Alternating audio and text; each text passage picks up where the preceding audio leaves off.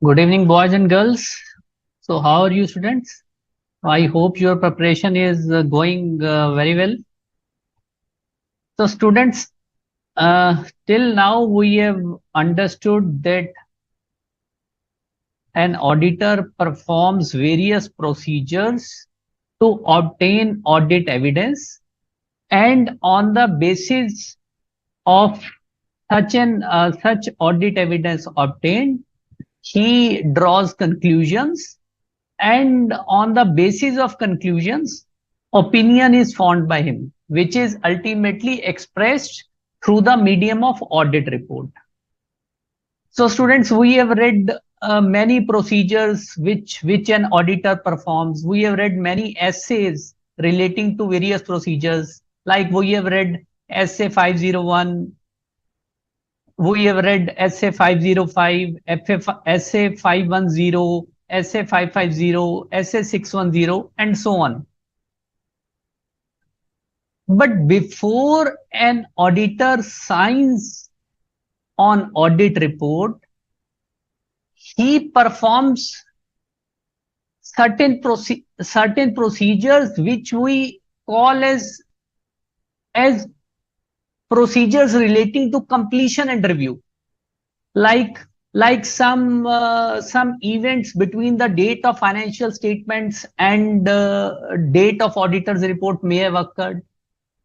He verifies going concern assumption followed by the concern. He obtains written representations.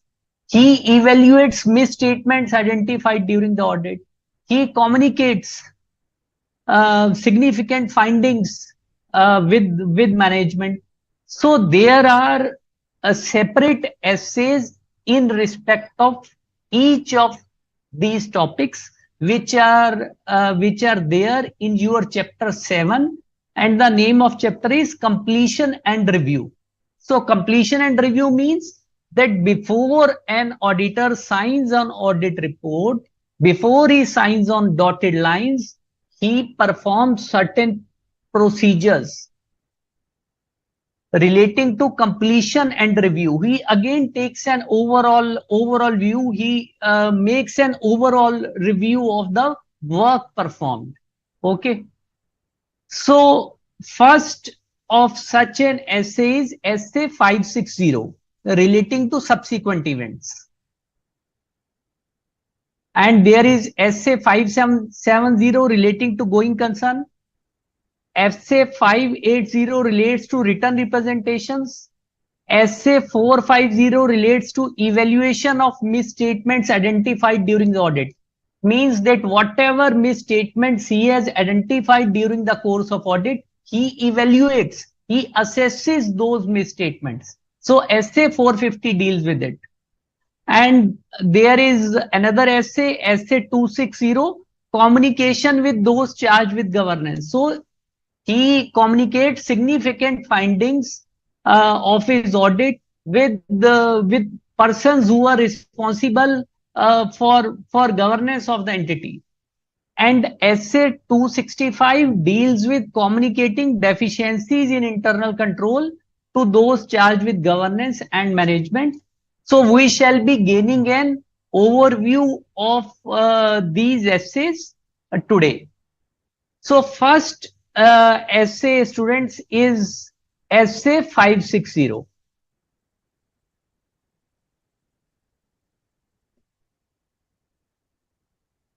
Relating to subsequent events.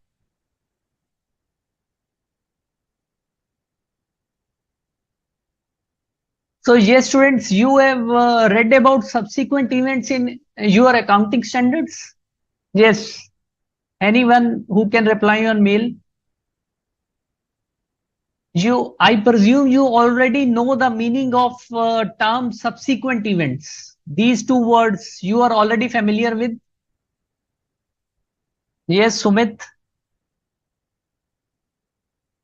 Which essay deals with it? Please reply on your mail provided by BOS.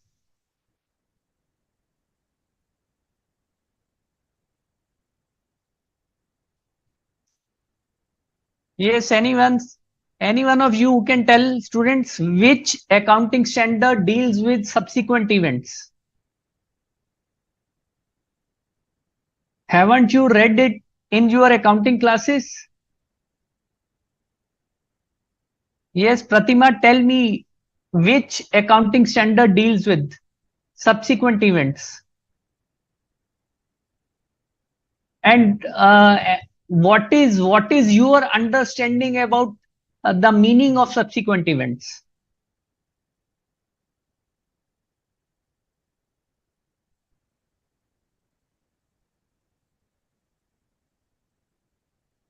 So students, you have read about subsequent events in AS4, contingencies and events occurring after balance sheet date.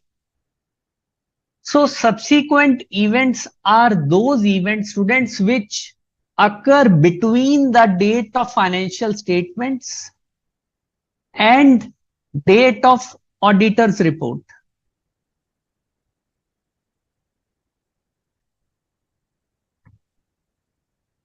And facts which became known to auditor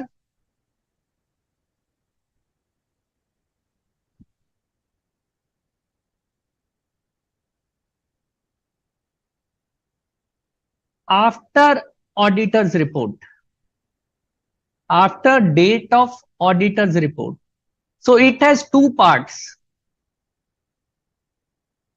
So we shall first be dealing with this part. Date of so subsequent events are those events which occur between the date of financial statements and date of auditor's report. Like I give you an example. Suppose a company has made sales during say year 23-24 and the amount receivable from debtor is still outstanding as on 31st March. Okay, say the amount is rupees 5 crores. However, while auditing, the auditor comes to know before he signs the report, say he has to sign the report in month of July 24 and he comes to know in the month of June 24 that that particular debtor has become insolvent and say he has fled away from the country and the debt is not recoverable. He has evidence in this regard.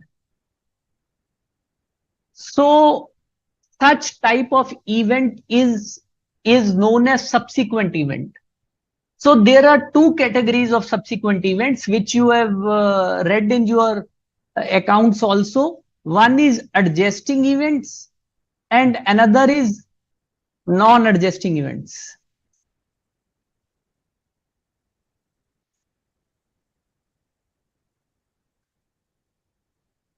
Yes, students, can you tell me the example which I have provided to you of a debtor becoming insolvent, whether it is an example of adjusting event or non-adjusting event?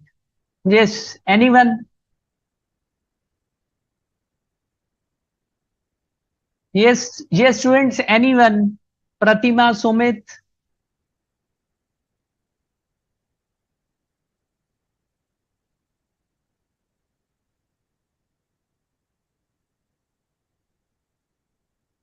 So I again repeat the example. Say a company has made sales during year 23-24 to a debtor and the amount is still outstanding and the after the date of financial statements, the auditor comes to know that that debt is not recoverable. Now, whether this example is of adjusting event or it is an example of non-adjusting event. Yes, Pratima, you are right. It is an example of adjusting event. So adjusting events are those events, students, which provide evidence regarding conditions which existed as on date of financial statements. So in this example, uh, the auditor has obtained evidence which is further providing evidence of some conditions which were which are related to the balance sheet date. So these are example of adjusting events. It is an example of adjusting event. Now, what is a non-adjusting event? So non-adjusting event is one which takes place between the date of financial statements and date of audit report, but it doesn't relate to amounts stated in the financial statements. But however, it is of such importance that it needs to be disclosed. Although no book entry is going to be passed, but it needs to be disclosed in the financial statements. So such type of events are known as non-adjusting events. Like say, suppose after the date of financial statement, say in the month of May 24, the books have been closed as on 31st March 24. In month of May 24, a huge fire has occurred in premises of a company.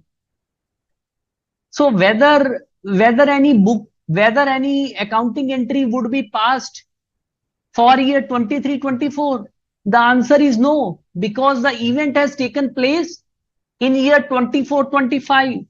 But still, if the amount is huge, it is material, so it is likely to be disclosed in the financial statements. So such events are non-adjusting events.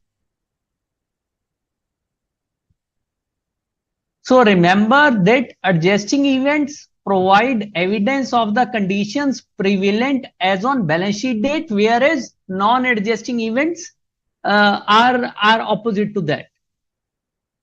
Clear, students? So Essay 560 deals with auditor's responsibility relating to subsequent events. So the auditor has to see his responsibilities that all subsequent events are adjusted or disclosed in financial statements. So in respect of subsequent events, either adjustment is required or disclosure is required.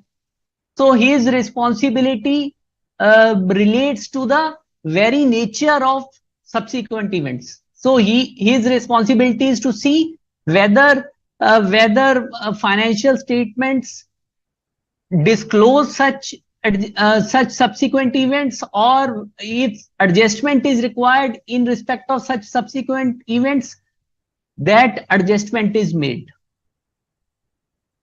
Clear, students? So how he can do that? What procedures he can apply? Just think from your common sense. Yes, anyone? Sumit, Aarti, Shambhavi, Pratima. Do not see from your module. Just we try to think logically.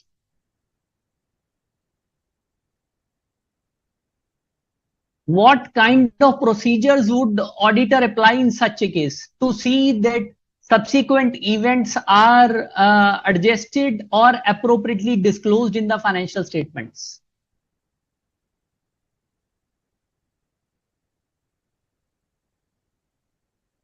Yes, students, anyone?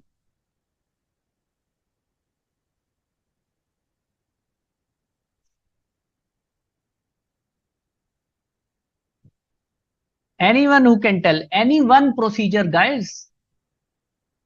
Just take some initiative. Oh no, Shambhavi, with the issue of new shares, I am talking about general procedure. What the auditor would do? Think from your own mind. How he would identify subsequent events. My question is this. Suppose you are auditor of a company. So what you would do to identify subsequent events? I am simply asking this. Yes, collection of evidence regarding subsequent events. But then Pratima, here procedures come into play. What he would check, what he would verify. from what source he can check subsequent events?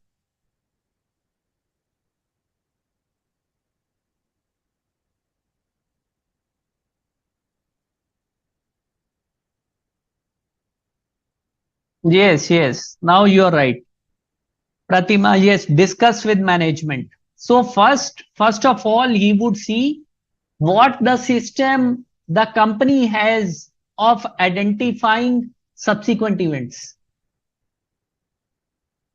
That is first thing to see, na, because preparation of financial statements is responsibility of management. That is the fundamental concept. He would make inquiries of the management. He would see interim financial statements. Say uh, say the audit report is to be signed in July, so he would see financial statements of intervening period between 1st April to 30th June, or books of accounts during of pertaining to that period. Okay, he can also see the minutes of the uh, minutes of the meetings of the board regarding such matters. So these are the procedures which he would be performing, which he would be applying to ensure that subsequent events are appropriately disclosed or adjusted in the financial statements. Okay. And second part of definition of subsequent events is facts which became known to auditor. Facts which became known to auditor after audit report.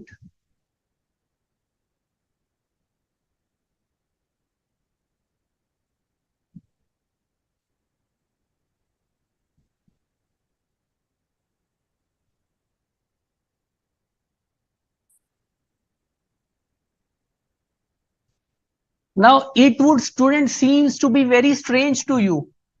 You would be saying, look, the auditor has signed the audit report, but still how he can be responsible for something happening afterwards? Is this question cropping up in your mind? Yes, students. Is this question cropping up in your minds? So guys, if some facts become known to the auditor after date of auditor's report, and condition is such that had these facts been known to the auditor earlier, before he signed the report, he would have amended his report. So in those conditions, he has some additional responsibilities. Like, I have signed the audit report, but say after few days, I come to know of certain facts which if I had known at the date of signing the audit report, I would have given my opinion otherwise. I would have changed my opinion. Say I would have modified my opinion. So in those cases, the auditor has some additional responsibilities. Dear students, so essay 560 talks about such situations where the auditor has to perform certain additional procedures in such a situation. So remember that definition of subsequent events, meaning of subsequent events, consists of two parts. First part is events occurring between the date of financial statements and date of auditor's report. And second part is and facts which became known to the auditor after date of auditor's report. So what he has to do in such a case, students? What the auditor has to do in such a case? So before we understand what he has to do in such a case, students, let us understand two terms. These terms are rather three terms. One term is date of signing audit report.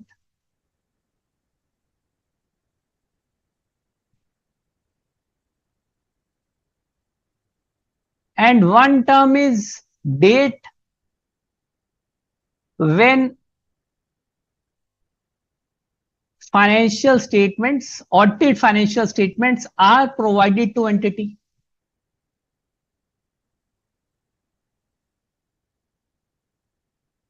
And third is date when financial statements are issued.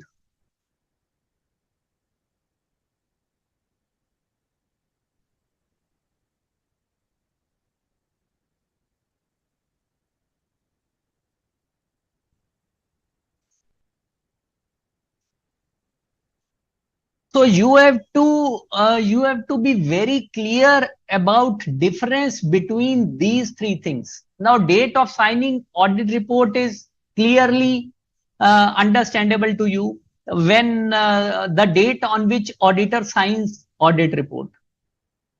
Date when financial statements are provided to the entity means the date when the auditor gives audited financial statements to the entity, to the auditee, to the client.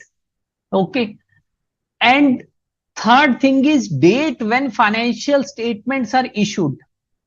It simply means the date when these audited financial statements along with audit report are made available to a third party.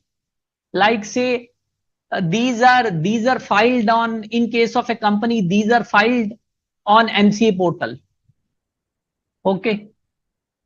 Or these are given to any third party, to any other user, like to bank, to income tax authority. So we say it is the date when financial statements are issued by the entity. Issued means when these are made available to the third parties. Okay. So why we are studying these terms? Because these are related to the responsibilities of auditor in case when he comes to know of certain facts after the date of auditor's report, which if he had known earlier before signing the audit report, he would have amended his report. Okay. So there are two aspects to this, students.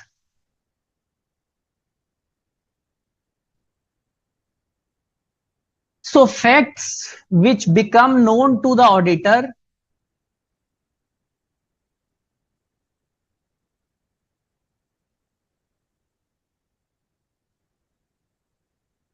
after date of auditor's report,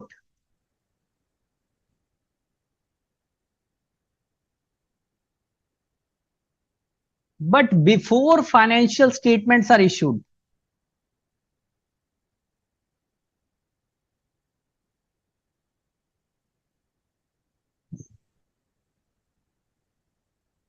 So what does this mean? This means that auditor has signed the report. Either the report is lying with him or he has given the report, the audited financial statements to the client, to the auditee, to the entity. But these financial statements have not been issued to third party. The client has not issued the audited financial statements to third party. The financial statements have not been issued. These have not been made available to any third party. So if some facts become known to the auditor after a date of auditor's report, but before financial statements are issued, and facts are of such nature that if the auditor had known them earlier, he would have amended his report. So in such circumstances, he would ask the company, the entity to amend the financial statements, and he would audit the amendments and issue an amended report. Or this can also happen that report is still lying with him. He has not even provided the same to the company, to the entity, and something he comes to know. So he can modify the opinion because the financial statements are still with him. Clear, students? Yes, is that clear? And if the financial statements have been given to the entity, then auditor would ask the entity not to issue these financial statements to third parties. If the entity refuses, if the entity doesn't listen to the auditor, then auditor can take steps to prevent such reliance. He can take legal recourse. He can seek legal advice. So second part is facts which become known to the auditor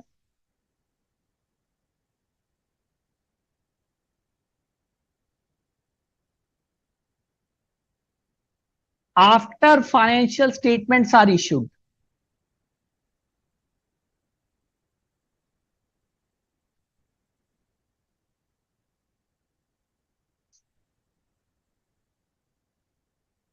Okay.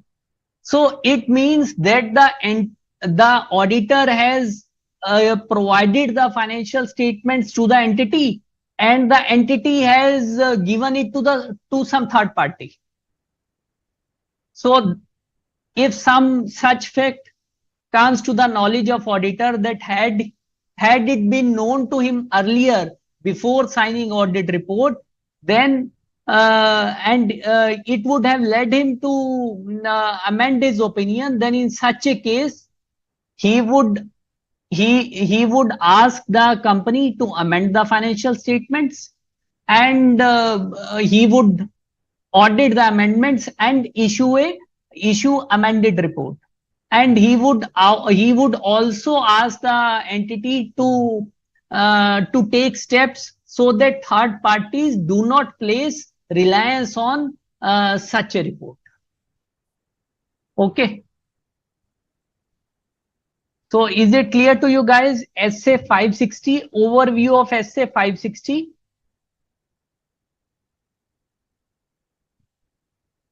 So remember, students, that as we already know, that all standards on auditing deal with the responsibilities of auditors. So SA 560 deals with auditors' responsibilities relating to subsequent events. Now we come to SA 570, which is going concern.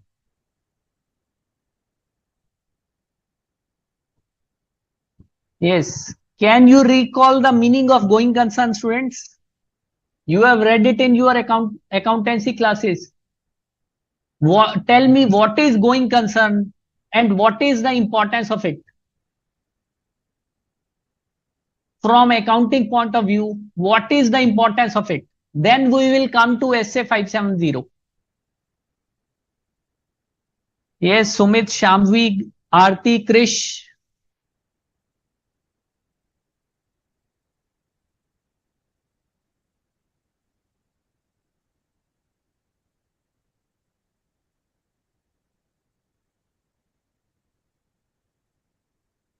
Yes. What do you understand by the term going concern? It should be clear in your mind, guys. What it is, where you have read it. Just try to link. Yes, Krish, you are right. The it means that the firm will continue its operation in foreseeable future. It is not forceable, Krish, foreseeable. The word is foreseeable, right? Correct words. Foreseeable. The spellings are this.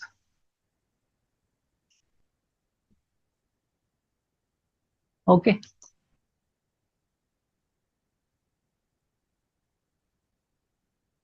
Yes, Pratima, you are also right. It is a fundamental accounting assumption which states that the entity would continue its operations in foreseeable future. It has no necessity to liquidate or to materially scale down its operations. Okay. So what it is fundamental accounting assumption. Where you have read it? Fundamental accounting assumption.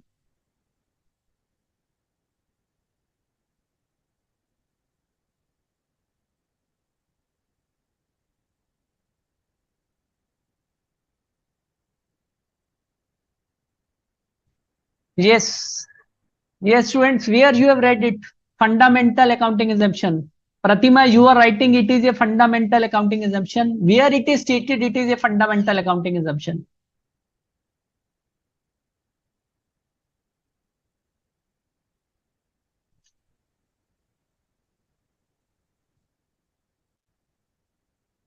Yes, Mahalakshmi, Pratima,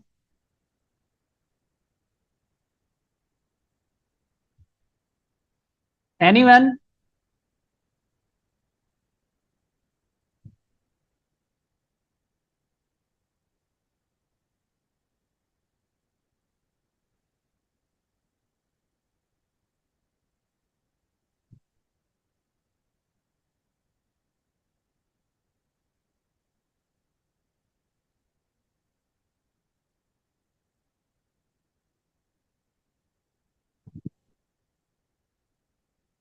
Yes, Pratima, can you tell?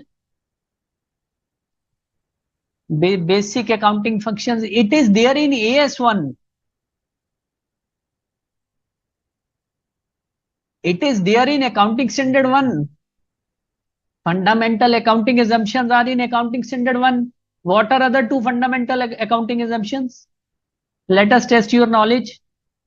Besides going concern,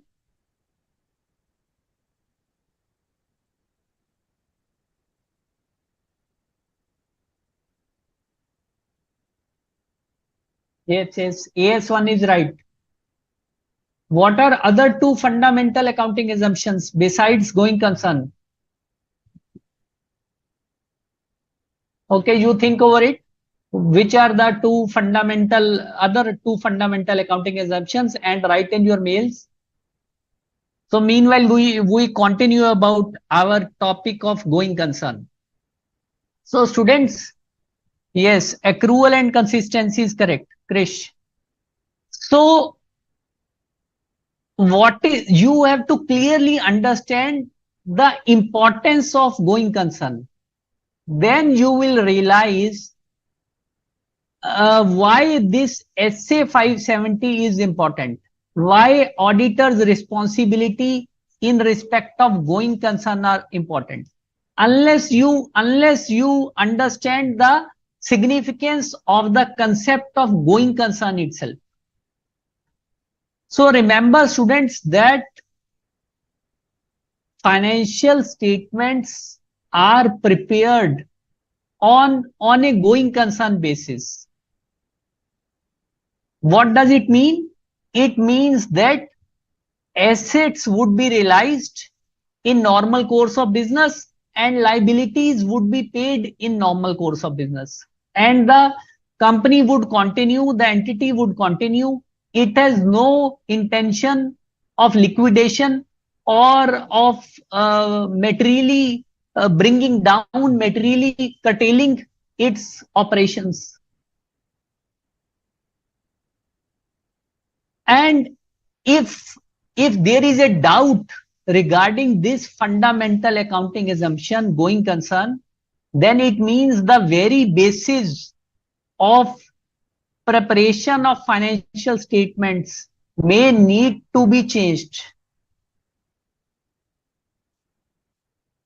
Because if the concern is not a going concern, then the financial statements may have to be prepared on liquidation basis, like what an asset would fetch, or what is actual liability that is likely to be paid.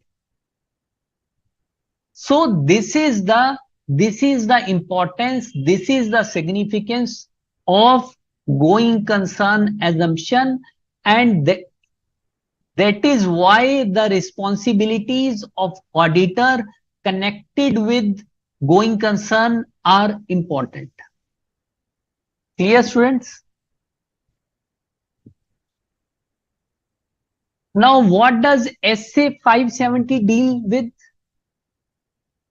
Now, SA 570 deals with auditors' responsibilities to obtain sufficient appropriate audit evidence that use of going concern being followed by the management for preparation of financial statements is appropriate. That concern has that the entity has rightly used this fundamental accounting assumption in preparation of its financial statements, and to see whether a material uncertainty exists in respect of events or conditions that may cast significant doubt on entity's ability to continue as a going concern. Now, while studying this topic, this term, these few words will come. So remember, these are key words. So remember these words. One is material uncertainty.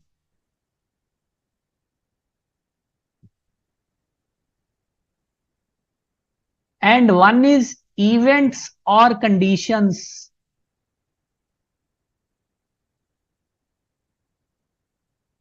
that may cast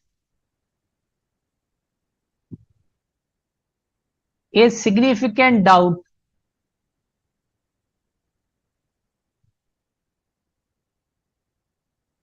on entity's ability to continue as a going concern.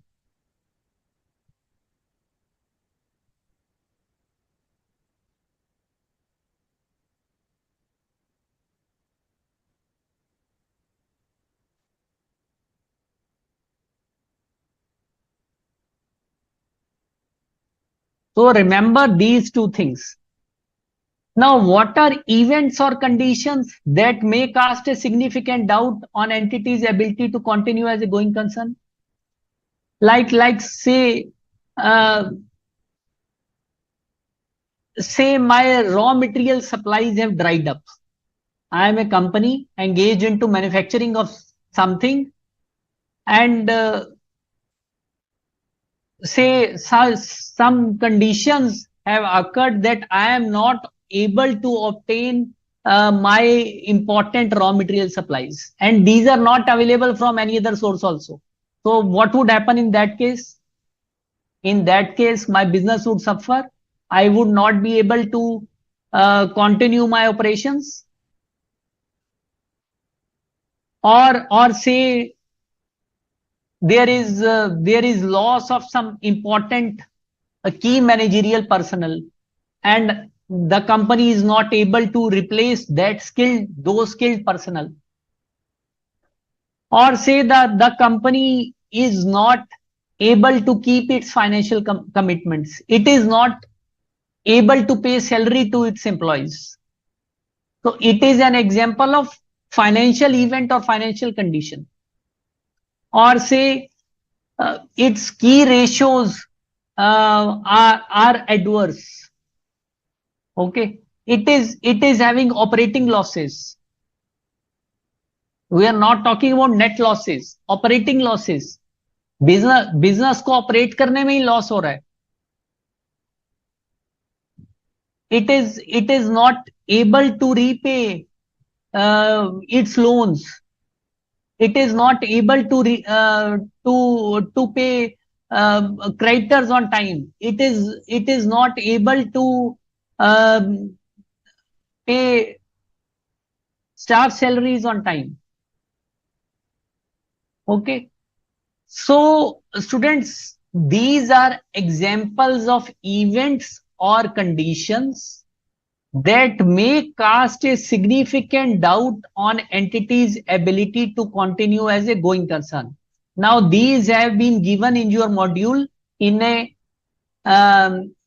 box form, um, and these have been categorized as financial events or conditions, operating events or conditions, and other events or conditions. So material uncertainty means there is significant amount of uncertainty that although such conditions exist, but we are not able to decide whether the concern would continue as a going concern or not. Okay, so some raw material supplies have dried up, but still the company is able to pull along. So there is material uncertainty. We cannot conclude that it would affect the going concern status of the entity or not. There is a uncertainty around it. Okay, so these two terms are clear to you. So these would be there. These are occurring in this essay many times. So be clear about these two terms: material uncertainty and events or conditions that may cast a significant doubt on entity's ability to continue as a going concern. Yes, guys, is it clear to you? So students, tell me, whose responsibility is it at the first place to see that the going concern followed by the entity is appropriate or not?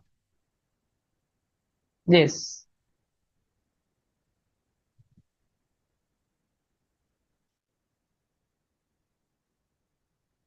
Whose responsibility it is?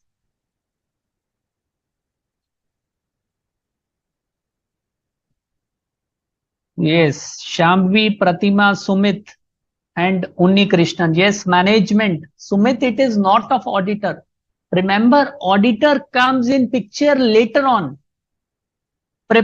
Always keep this thing in your heads, that preparation of financial statements is responsibility of management. Developing a system of internal control and its maintenance is also responsibility of management. Auditor comes afterwards. So first of all, the management has to see that that going concern assumption followed by it is appropriate or not, is proper or not. It has to self-evaluate itself. Clear? Because say I am a company, I am preparing financial statements, so it is my responsibility to see that that whatever assumptions are being taken for preparation of these financial statements, these are proper and appropriate. It is at first place management's responsibility. Auditor would come later on to evaluate the things, to assess the things, what the management is done. He he he he has no responsibility to first make an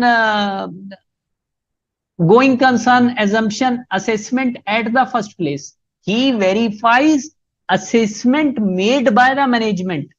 He evaluates assessment made by the management, assessment prepared by the management. Yes. Is the concept clear to you, students?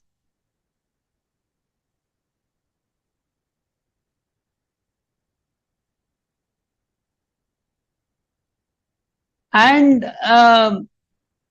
if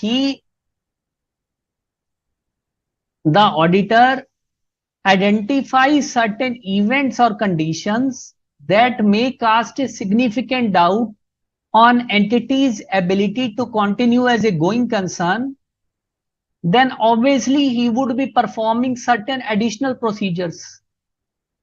He would say, look, your ratios are in negative, your financial ratios are in red, you are not able to pay staff salary on time. Um, uh, Justify to me how the going concern assumption followed by you for preparation of financial statements is proper. Okay, obviously he is challenging the management's assertion in this respect. For the preparation of financial statements as a whole, he is challenging the management कि आप please let me know, I want to evaluate how you are saying that that your entity would continue as a going concern. I have a serious doubts about it. Okay, so and in this context, students always remember that if an entity is able to carry on its business operations, if an entity is able to trade, it is um, it is called as a going concern. Say if an entity is incurring net losses, like these days many startups are incurring losses, it doesn't mean that they cease to be going concern. They are going concerns. They are they have a business model of like that in initial years they would be incurring losses, but they are carrying on the business. They are keeping they are meeting their financial commitments. Okay, so long as an entity is able to trade, it is called as going concern. Always keep this in your mind.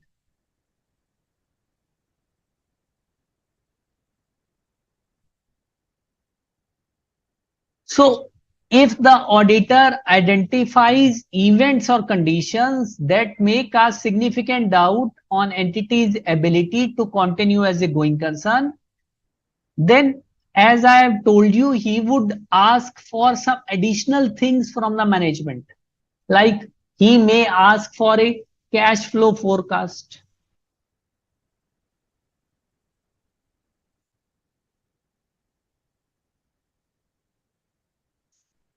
So if like I have a doubt about the ability of a concern to continue as a going concern, so I would ask the management to give me a cash flow forecast of say at least next 12 months to see from which sources you would be getting money and where you would be spending. You have prepared the financial statements on going concern, but I want to verify it. How you are saying that you are a going concern? Okay, so whatever cash flow forecast the management has prepared, the auditor would verify it.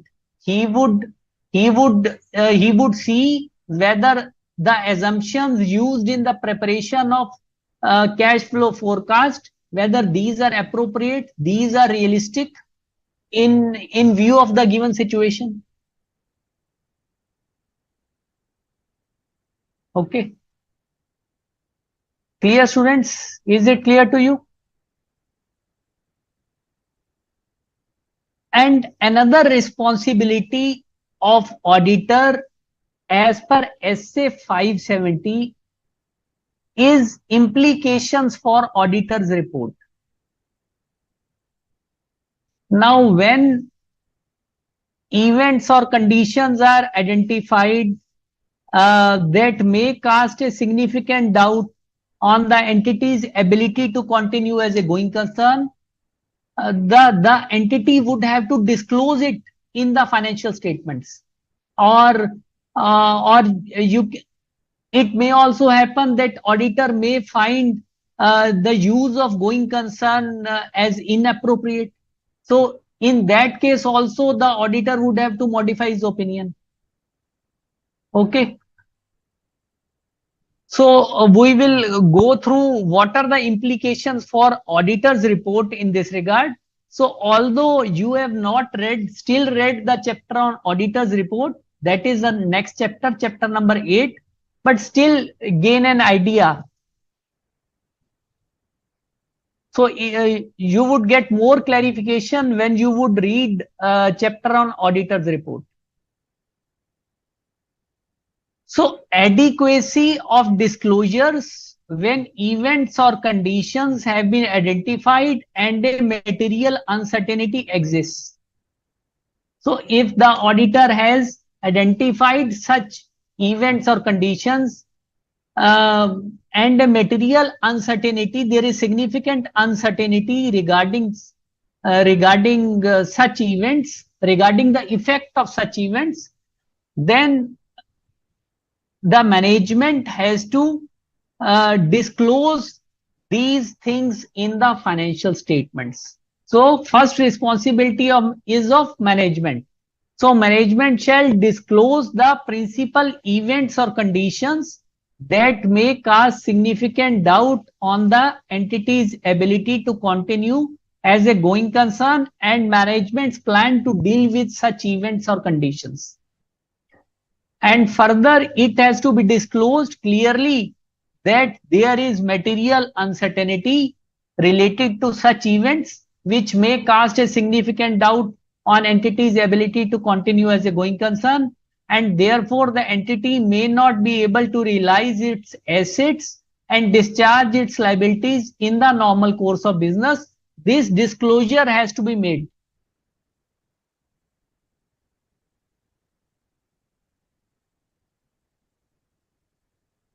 So the auditor's responsibility is to see whether the financial statements make adequate disclosure in this regard. First point. Okay. Second, if adequacy of disclosure when events or conditions have been identified but no material uncertainty exists. So if the auditor concludes that although events or conditions have been identified, but there is no uncertainty regarding to it, the concern will continue as a going concern, but still SA 570 requires that such events or conditions have to be disclosed. Okay. So simple plain disclosure is required in this respect. Now we come to the implications for auditor's report.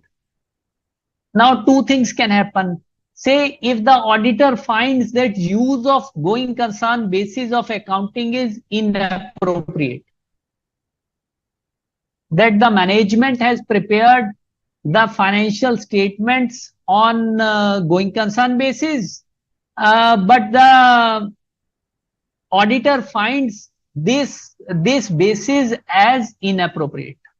Okay, let us assume that if this is the case, then the auditor shall give an adverse opinion.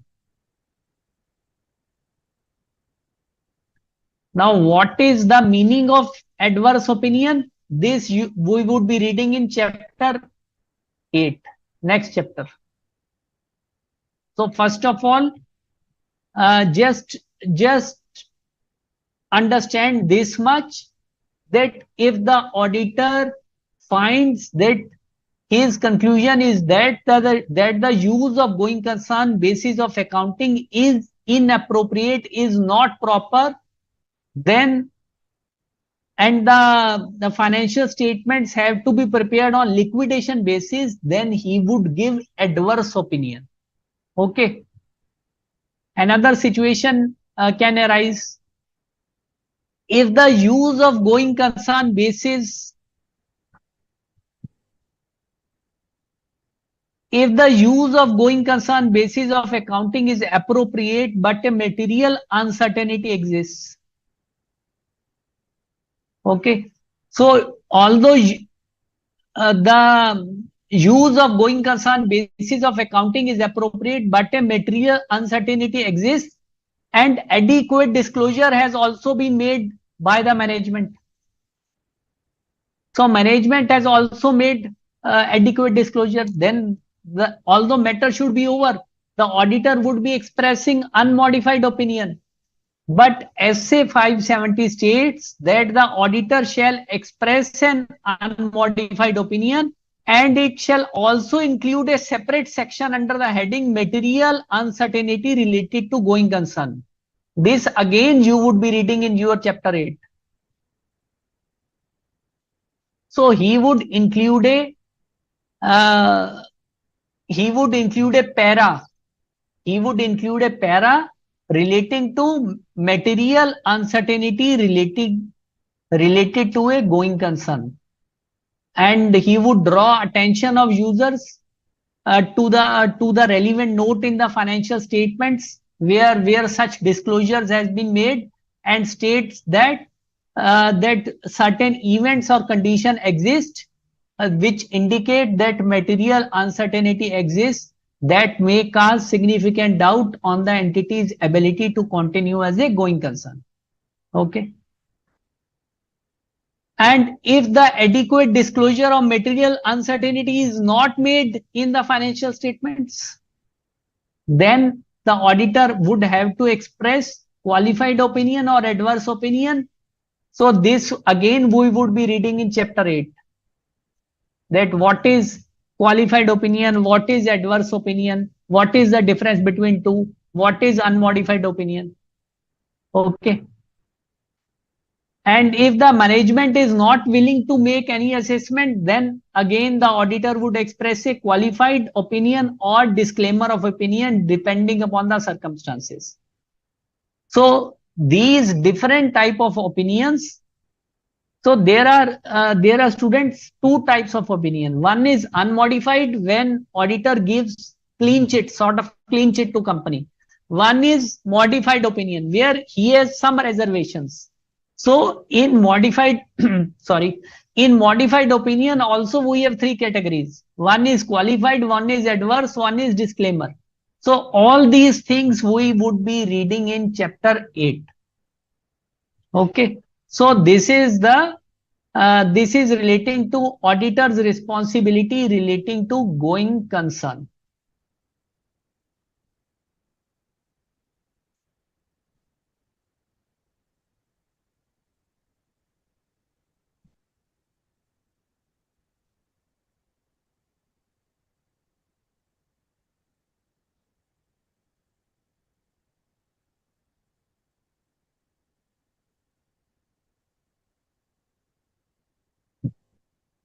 Yes, and next essay is essay 580 relating to written representations.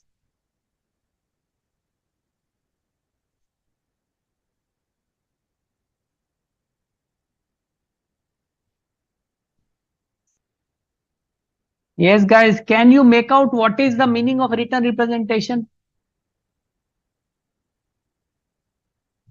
Yes, Unni Krishnan, you are asking, once board declares to close a unit of the company, whether branch auditor has to conclude that. So you are talking about branch audit. So branch audit is an independent audit of financial statements. Okay. So the branch auditor has to take his view. But what is you are asking, once board declares to close a unit of the company, whether branch auditor has to conclude that going concern not followed for that unit. Okay. For branch, they can take that view. For branch, I think they can take that view, because but as a whole for the company, um, the company is not going to be affected by that. The company would not be affected by that.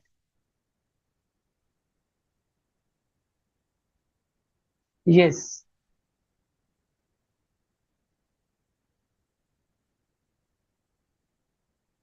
And Pratima, you are saying a declaring note in writing by management to auditor. Yes. SA 580 written representations.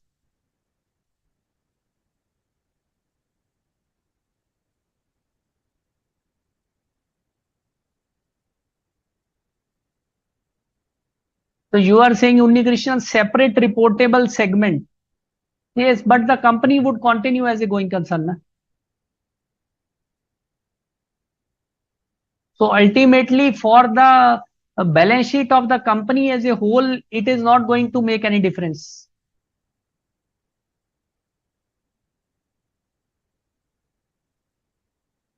So what are written representations?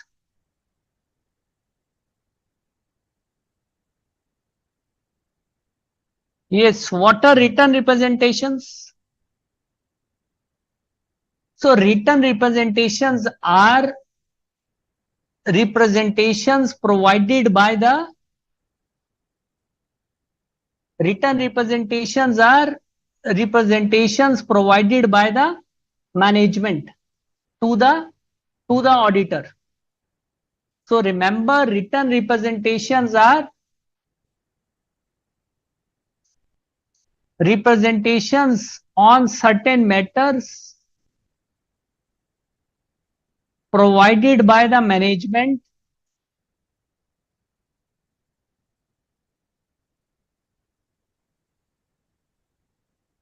to the auditor. Like, say, the management has to state that they take the responsibility for preparation of financial statements. They have to give it in writing, and they state that um, that they have completely they have recorded complete transactions in the financial statements. They make a representation regarding completeness of the accounts, that they have provided all the access and information which was required by the auditors. So these are one kind of written representations. Now another kind of written representations are which may be specifically asked by the auditor, like on following of some accounting policy, on appropriateness of some accounting policy, on some valuation issue. So these kind of written representations may be specifically asked by the auditor in relation to assertions contained in the financial statements. Okay. It can relate to anything. So tell me, students, whether written representations constitute audit evidence.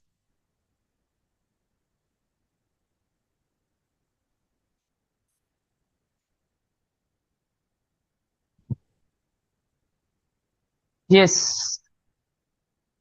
Whether written representations constitute audit evidence.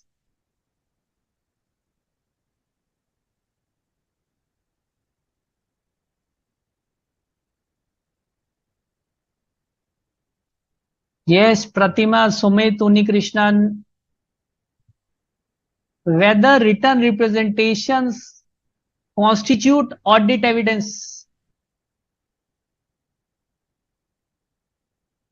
Yes, you are saying yes. Yes, that's right. Yes is right. So, but my next question is whether these constitute sufficient appropriate audit evidence. So if I have asked written representation regarding some matter from the management, and the management has provided this in the form of a letter. So whether it would constitute sufficient appropriate audit evidence.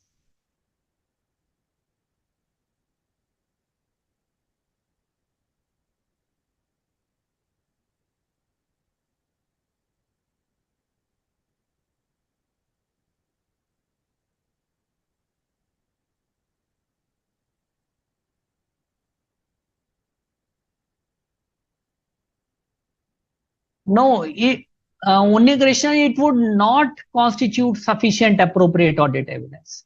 It is, remember, it is a necessary audit evidence, but it does not constitute sufficient appropriate audit evidence. Return representations by themselves do not constitute sufficient appropriate audit evidence in respect of matters with which they deal with. Although they are necessary audit evidence, there is a separate essay in relation to written representations where it is stated that auditor has to obtain written representations, but these are in the, you can say in the in understandable language, these are in a sense supporting type of evidence. These support main evidence. Okay, so therefore we say that written representations, although these are necessary audit evidence, but these do not constitute sufficient appropriate audit evidence. Clear, students?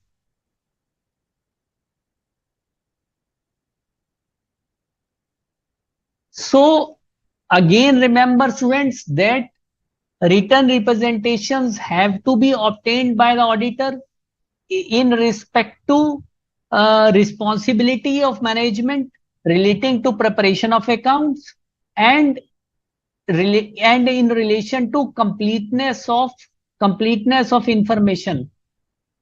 Okay, so besides this, written representations can be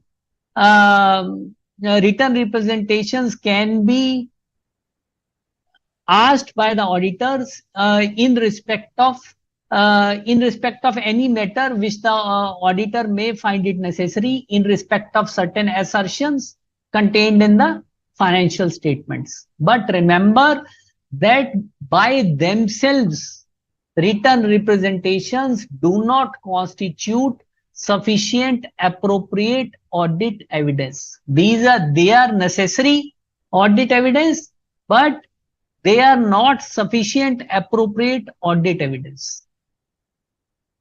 Clear, students? So suppose you are auditor of a company and you are going to sign the audit report. So tell me, students, when you should obtain written representations? At the beginning of audit, during the middle, or near the end?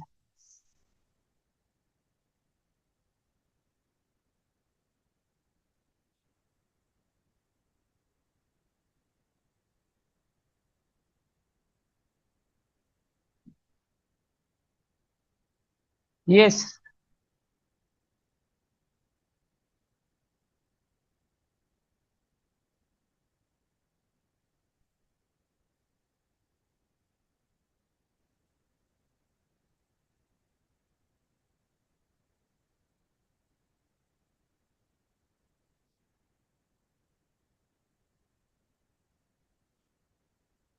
Yes, students. You have understood my question.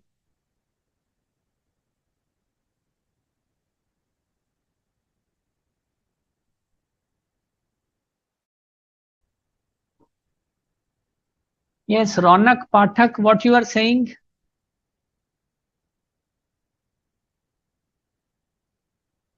Please don't take my name. I am unable to understand what you are trying to say.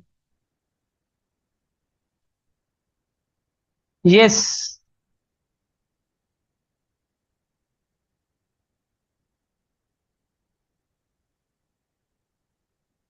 When you should obtain written representations?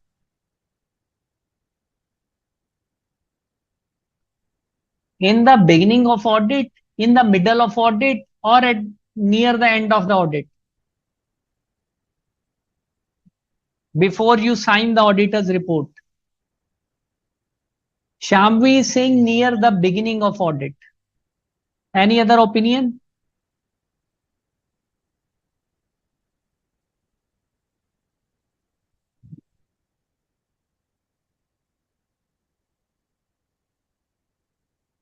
Yes.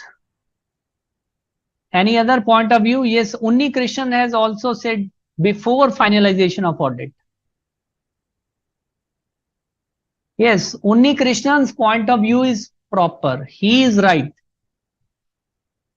So guys, if you take WR, if you take written representations at the beginning of audit, these may not turn to be reliable. These should be taken as near as possible to the date of auditor's report.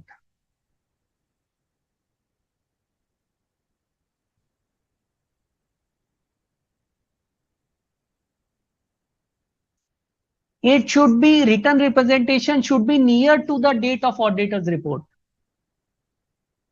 because by then all the facts have come to the notice of auditor, all the things have been discussed, evaluations have been made. Okay. So taking written representations at the beginning of audit would not serve the required purpose. So these should be taken near the date of auditor's report, but before the audit report is signed. So again be careful to remember that once you sign the audit report, then if the written representations are dated afterwards the date of auditor report, then these are of no use. These have to be taken before the date of auditor's report, but it should be practically as near as possible to the date of auditor's report. Yes. Is it clear, students? And if the management doesn't provide written representations relating to its primary responsibilities pertaining to preparation of financial statements and completion of financial information, so then the auditor may have to modify his opinion. He may have to disclaim the opinion. And if he thinks that some other written representations are not reliable, these are unreliable, then also it may have impact on his other audit procedures. He may have to evaluate, he may have to assess the impact upon the integrity of the management, and he would have to see uh, how how his opinion would be affected.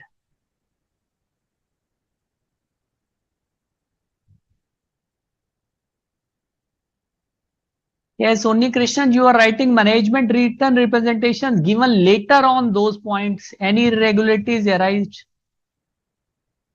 So I have already explained this point right now. I have already explained this point right now.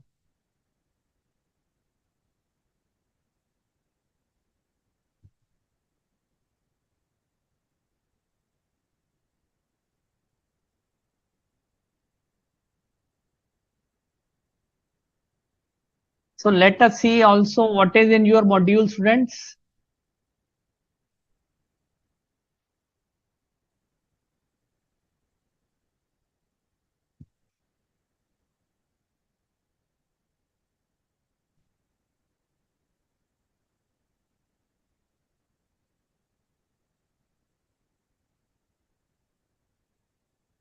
a pro forma is also given how a written representation looks like.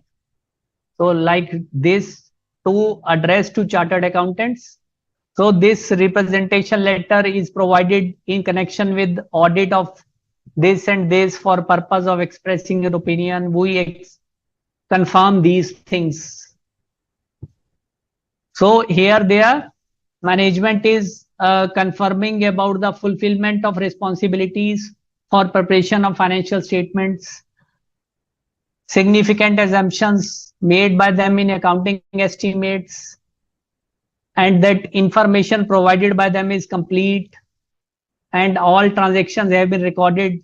So all these things are there, and these are signed by a responsible person of the company.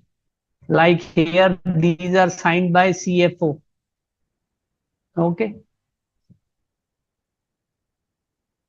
So this is the topic relating to doubts about the reliability of the written representations. So if the auditor concludes that the written representations are not reliable, he shall take appropriate action, including determining possible effects on the opinion in auditor's report in accordance with SA 705, having regard to the requirement of disclaimer of opinion. Okay. And if requested representations are not provided, then also on the similar lines. And if written representation provided about management's responsibility for preparation of financial statements are not reliable, then auditor shall disclaim an opinion in accordance with SA 705.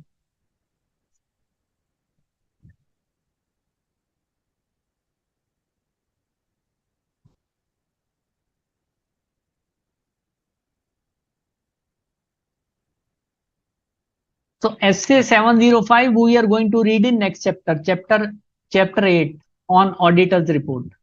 Okay.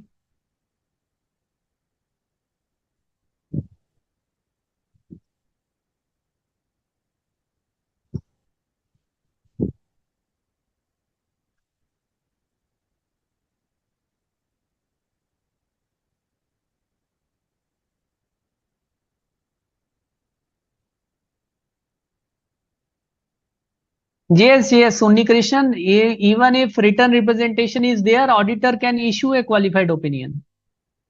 There is no, as I have told you, written representation is is not a sufficient appropriate audit evidence.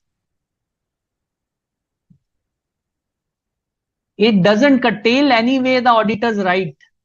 If you are asking for some information from the management and management is giving its own point of view, it's open for you to see what impact it can have on the opinion. It could be due to genuine difference of opinion.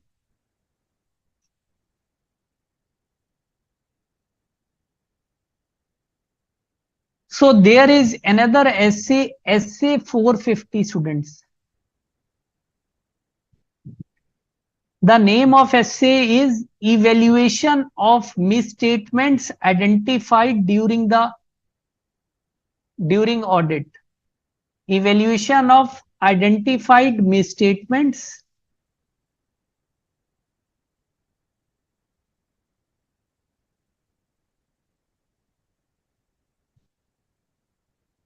during audit.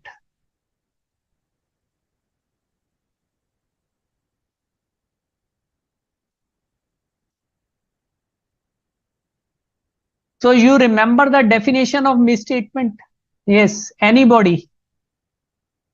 We have done this definition in chapter 3 while doing audit risk assessment and internal control.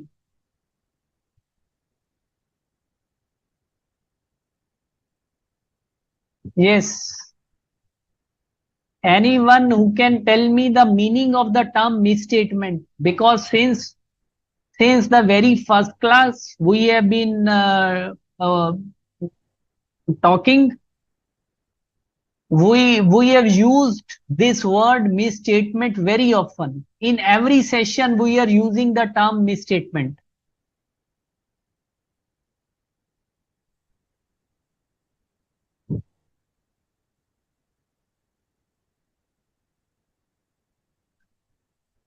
Yes, mistakes in audit.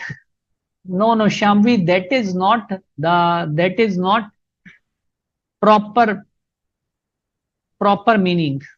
So for layman point of view of understanding, that may be okay, mistakes. I am now asking from you proper definition in auditing language, in auditing terms.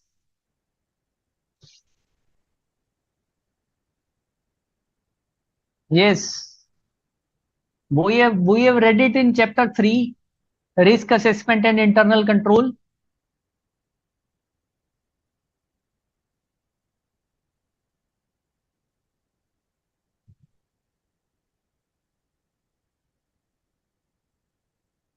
Yes, anyone else? Krish, Sumit.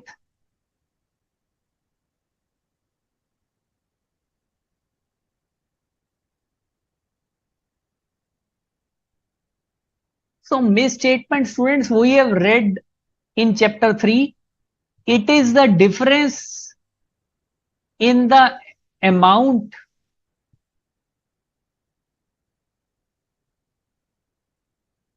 classification,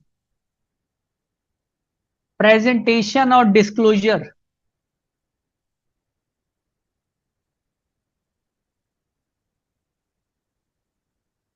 of a financial statement item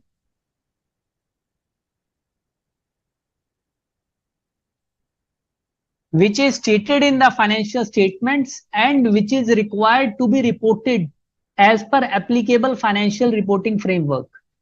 Say if the company has wrongly classified some expenditure, some capital expenditure as a revenue expenditure. So it has wrongly classified that expenditure. So in its financial statements, which is not in accordance with the applicable financial reporting framework. So it constitutes misstatement. Similarly, if there is a difference in amount which was required to be stated and which is in fact stated, so that constitutes misstatement. Similarly, if there is difference in disclosure which is required to be made or in presentation which is required to be made as per financial reporting framework and which in fact is actually made, okay, so that constitutes misstatement.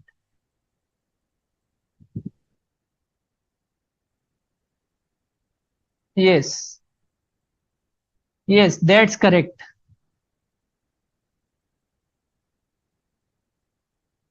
One student has written that definition is perfectly okay. So obviously students, the auditor of financial statements, what is his objective? Now again go to SA 200, to the very basics. What is overall objective of an independent auditor of financial statements? Yes,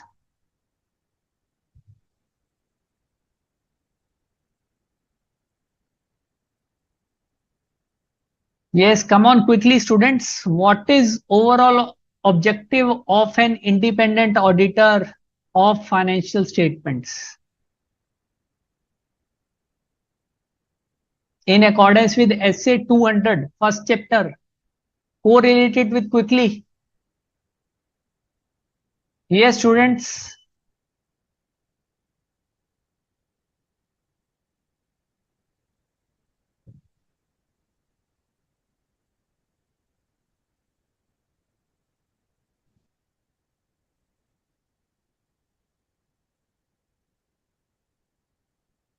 Yes, yes, to express an opinion on financial statements. And what else?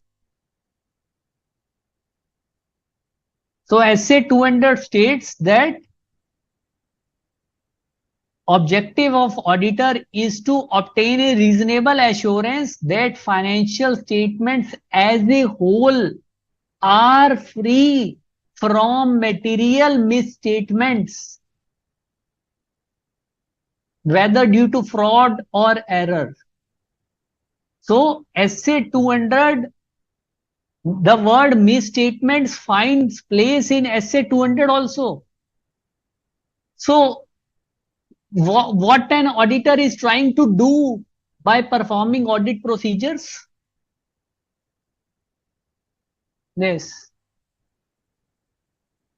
What an auditor is trying to do by performing audit procedures?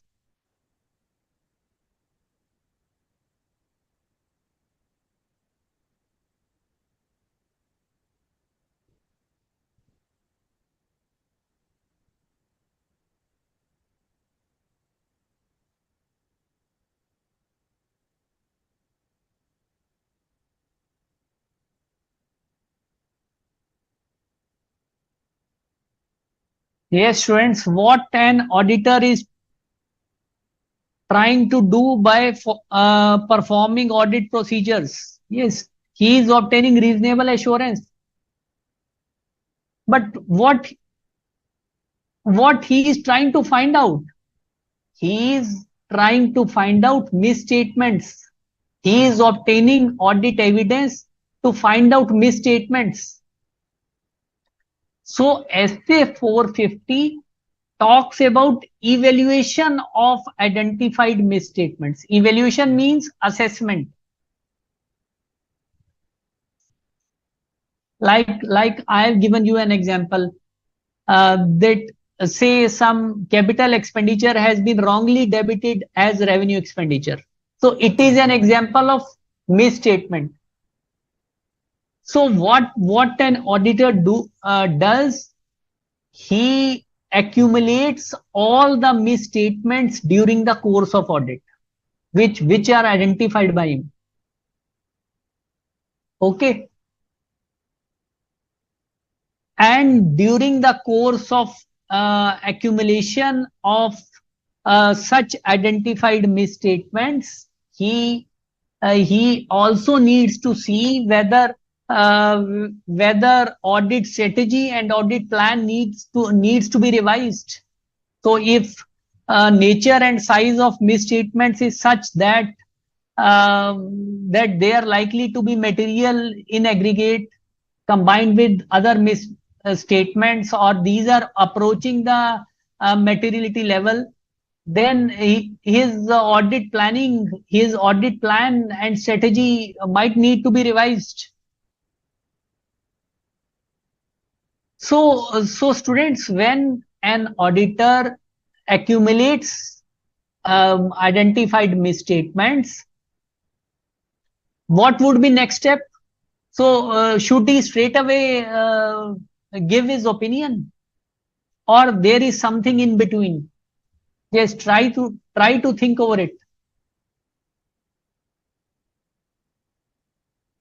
Yes, overstating inventories is also an example of misstatement.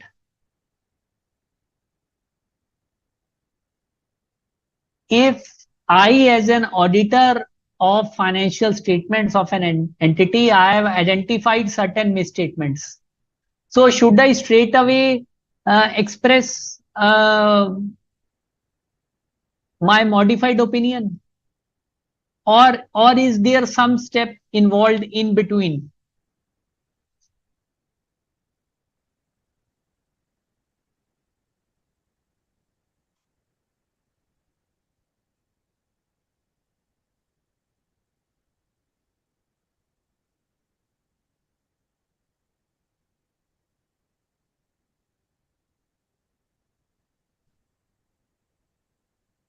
Yes. Anyone? Yes. Any healthy guesses, students? You are welcome to make healthy guesses. No, no, risk assessment procedure. No, not that. Say you are auditor and you have identified certain misstatements. Okay. So what you would be doing as a next step?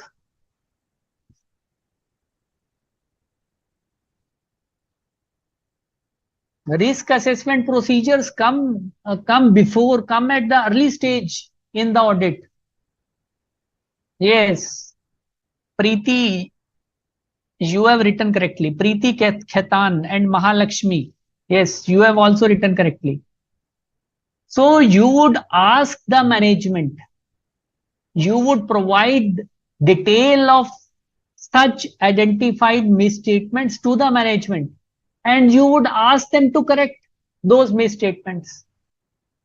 Now, expression of opinion, impact on the opinion is afterwards. If the management doesn't correct those misstatements, say if we take the very same example, say you have identified some capital expenditure debited as revenue expenditure, or we say that the inventory was overstated, you have find some misstatement.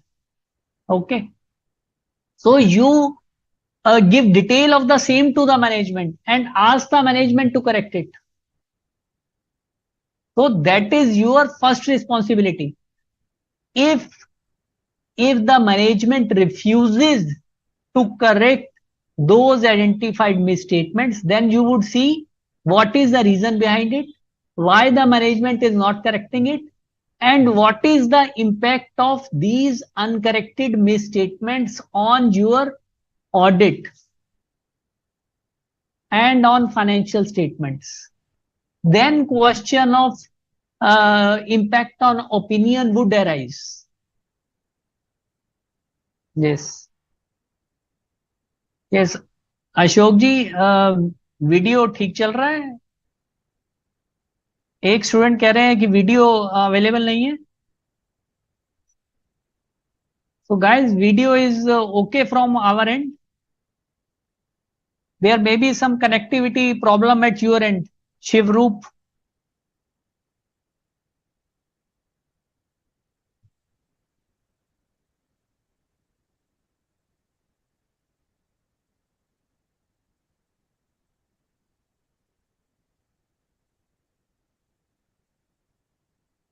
Yes, students, please confirm. Am I visible and audible?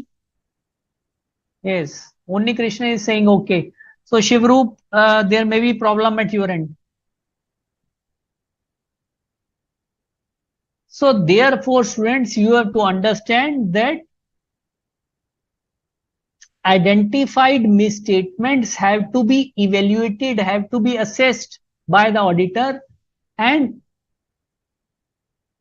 these are first informed to the management. Management is given an opportunity to correct those misstatements. If the management refuses to correct and the auditor finds that that it is proper to modify his opinion and the management has not corrected those misstatements, then he would modify his opinion. Okay.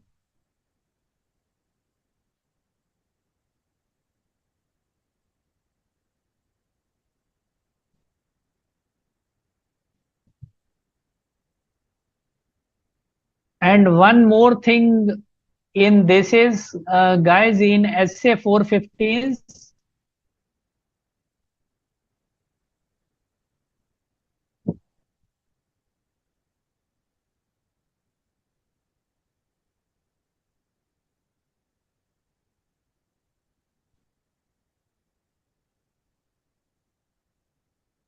that auditor has to document these things about identified misstatements.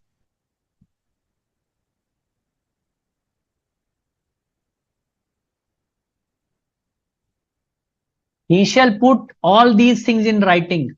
The audit documentation shall include the amount below which misstatements would be regarded as completely trivial. Means completely petty.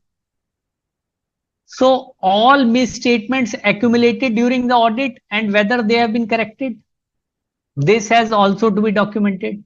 And the auditor's conclusion as to whether uncorrected misstatements are material individually or in aggregate, and basis for that conclusion, that has also to be documented. Whether the misstatements which are uncorrected, whether these are material, because auditor is concerned with material misstatements.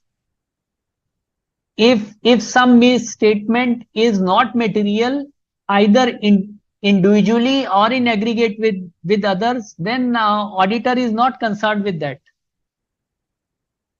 Okay. Yes. Is it clear, guys?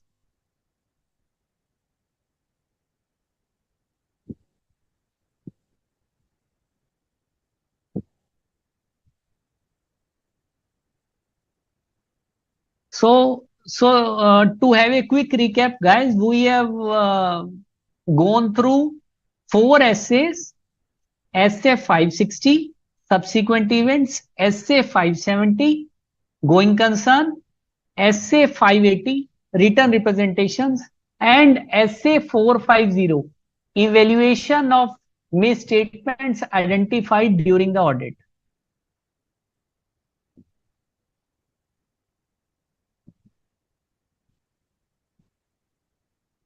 So two essays, short essays are remaining, essay 260 and 265. So I think we should have a little break of 10 minutes, and we shall be resuming after 10 minutes, guys.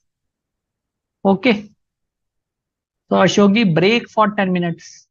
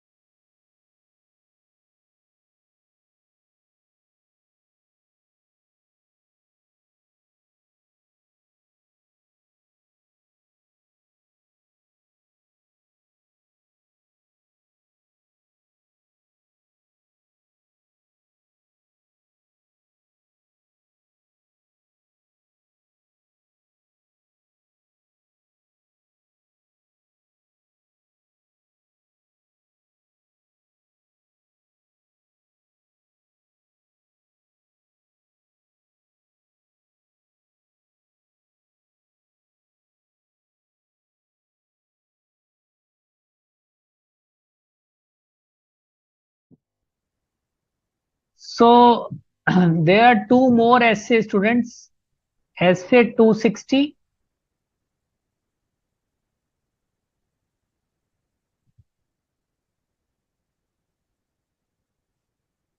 Communication with those charged with governance.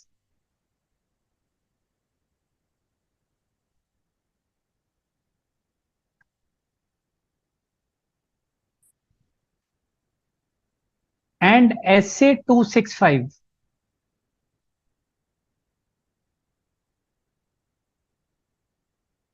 It is named Communicating Significant Deficiencies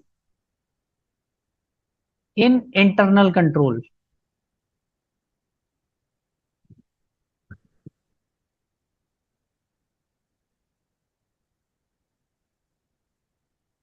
To management and those charged with governance.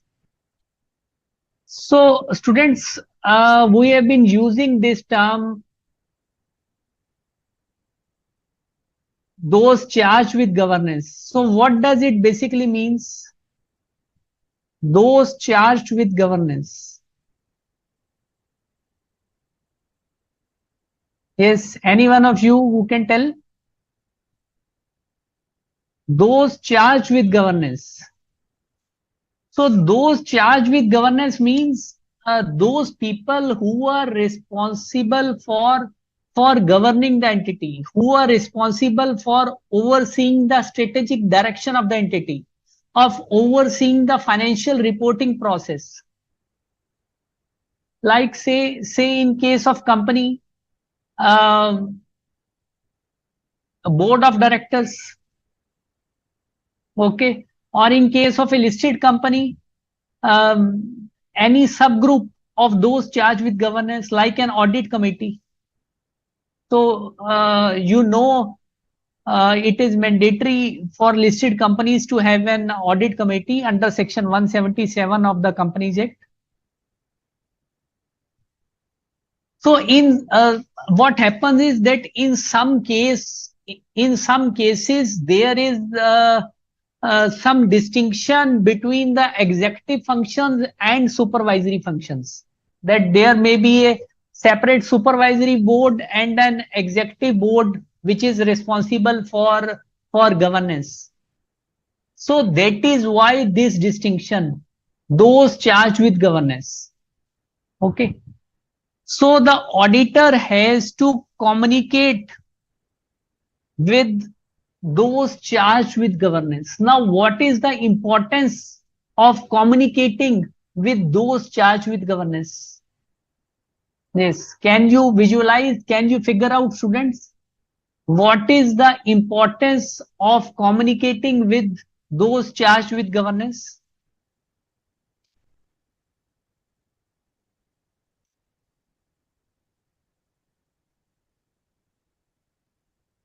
Just think from your own mind logically. What is the significance? What could be the importance of communication by the auditor with those charged with governance?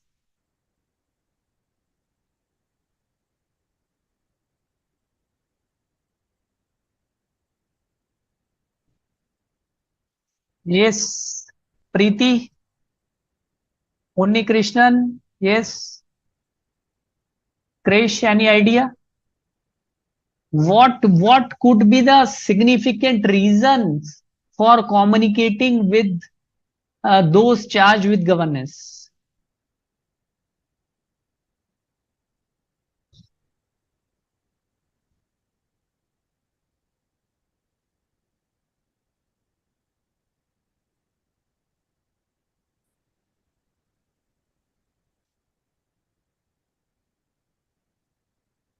Yes, anyone?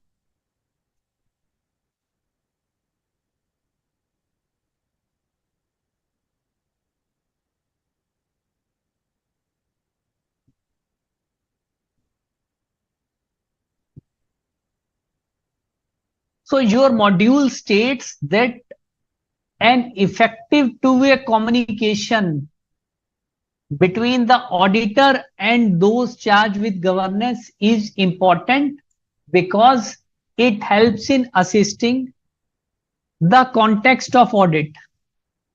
It helps in understanding matter related to the audit. So unless the auditor communicates and management or those people charged with governance, they respond. So only then it would be possible to conduct an effective audit. Okay. So such a communication also helps the auditor in obtaining from those charged with governance information relevant to the audit. So it is plain simple, it is amply clear. For obtaining information for audit, the auditor has to communicate with the management. He has to seek information. Okay.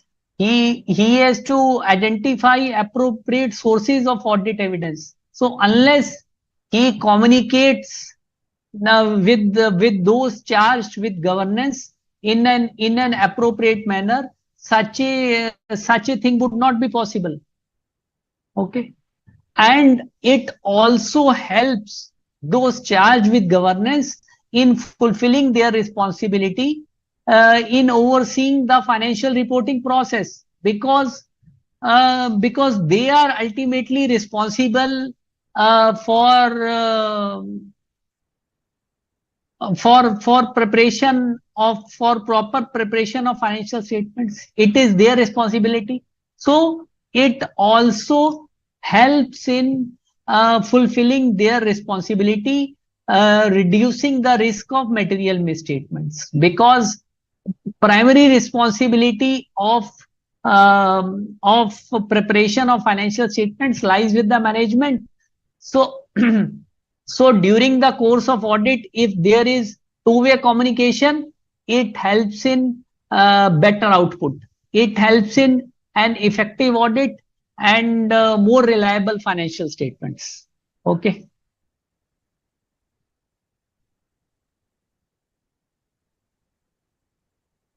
Yes, probably you are asking example has to be learned for this point.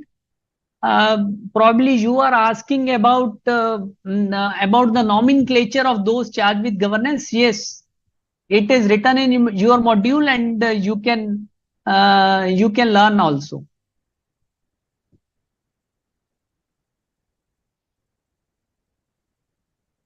So what the auditor has to communicate with those charged with governance? Number one, the auditor's responsibilities in relation to financial statement audit. Okay. So whatever the auditor's responsibility in relation to financial statement audit, that he is responsible for expressing an opinion, that the audit of financial statements in no ways frees those charged with governance of their responsibilities. They are primarily responsible. So these things have to be communicated. Planned scope and timing of audit, this has also to be communicated, and significant findings from the audit. This is very important.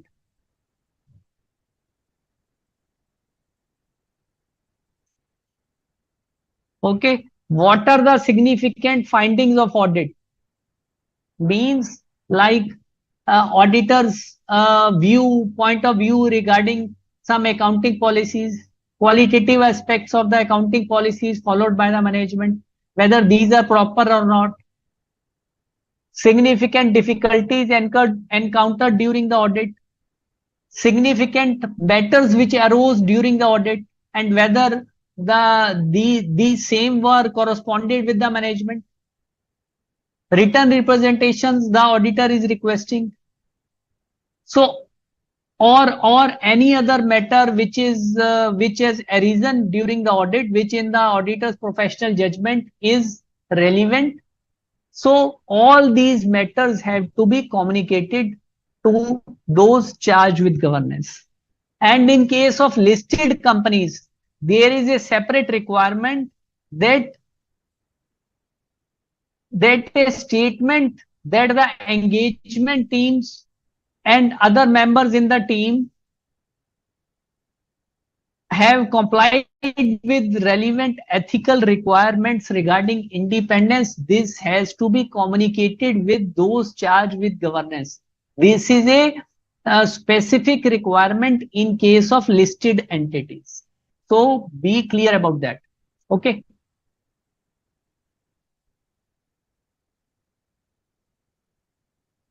And where matters required by SA 260 to be communicated, the auditor shall include them in audit documentation. So when these were communicated and to whom communication was made, all these things have to be documented by the auditor. Okay. So now we move on to another SA 265, communication of significant deficiencies in internal control. So what do we mean by deficiencies in internal control? Yes, students. What do we mean by deficiencies in internal control? We have read about internal controls in chapter 3, risk assessment and internal control. What do we mean by deficiencies in internal control? Yes, just think by your common sense.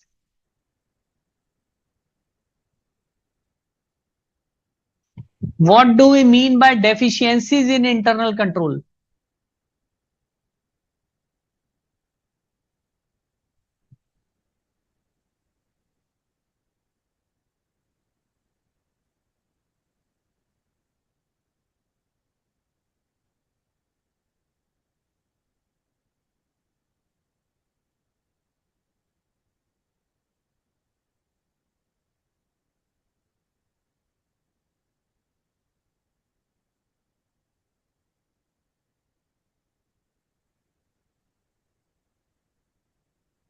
No, Preeti, lack of communication in management, it has nothing to do with the deficiencies in internal control.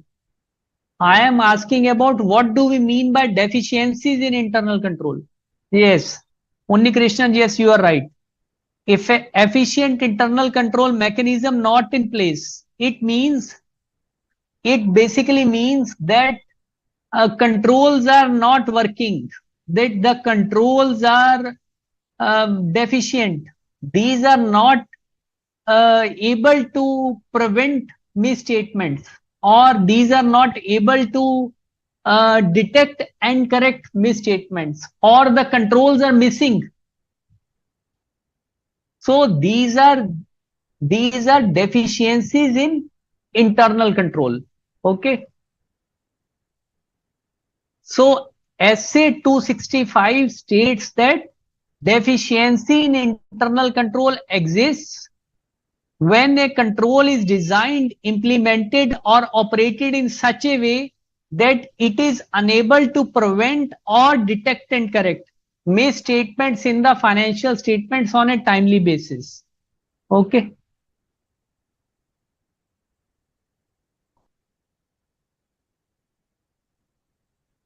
A control necessary to prevent or detect and correct misstatements in the financial statements on timely basis is missing. Yes, only Krishnan, ye internal financial control, that is separate requirement of Companies Act under section 143. That is separate requirement of Companies Act.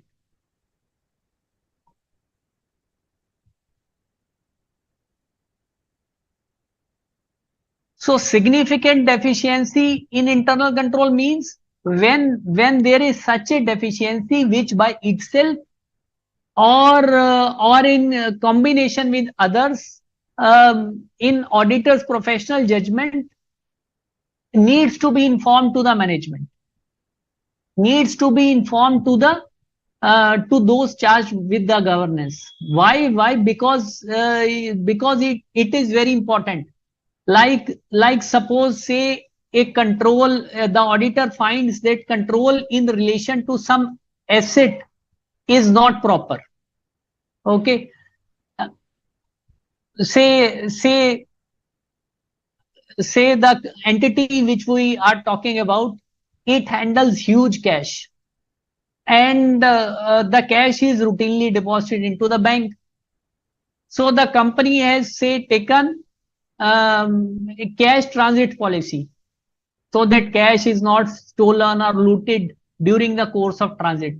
But the controls in relation to the say renewal of policy are not effective. These are not existent.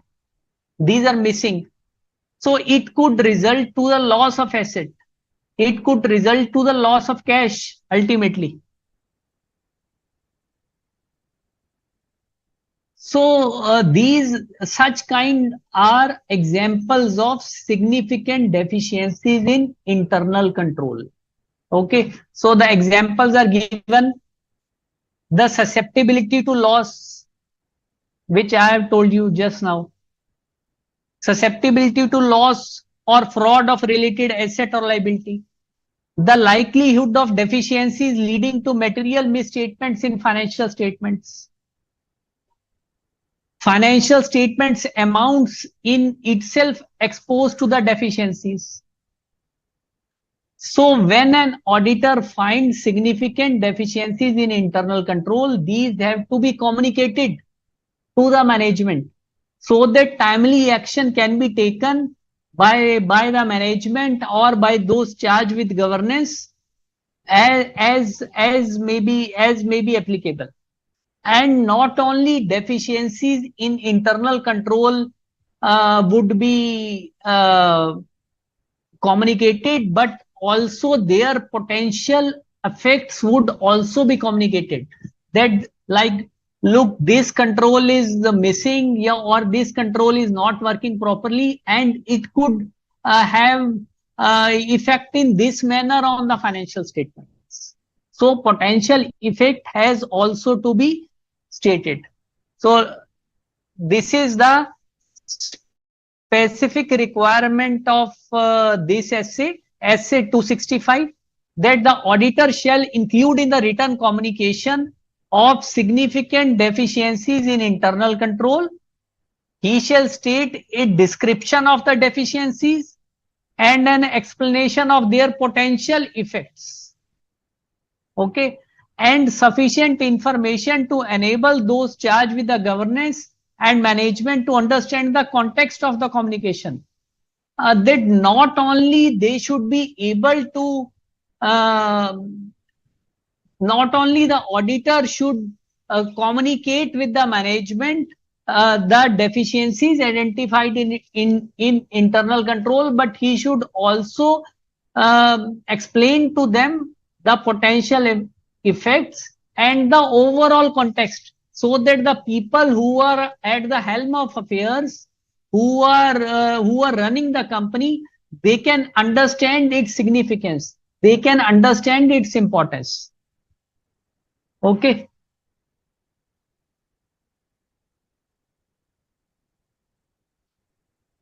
So let us do few questions, students, and we see whether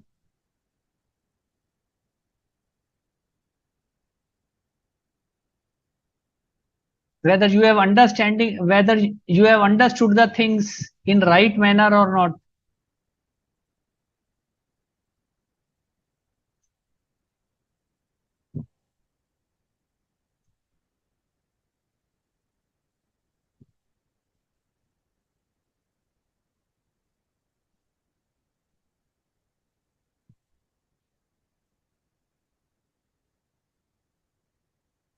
Yes. Read this question, students. Test your understanding one. Read this question. Yes, Ronak, after finishing this portion, I will explain to you in Hindi also. You can ask from me on Zoom on Hindi, in Hindi, sorry. Yes, test your understanding one. What should be the answer to it? Do not see the answer from the end.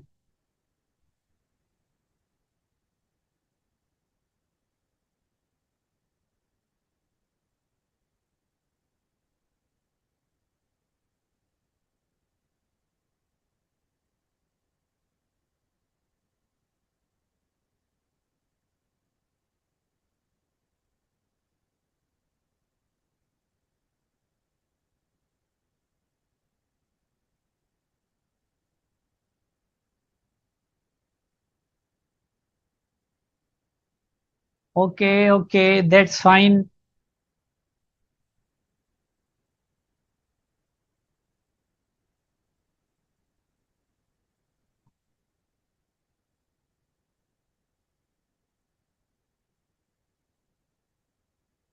Yes.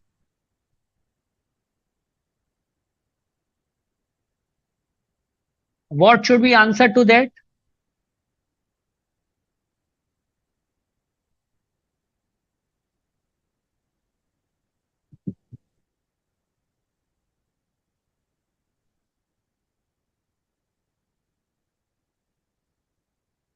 And tell me whether it would be an adjusting event or non-adjusting event.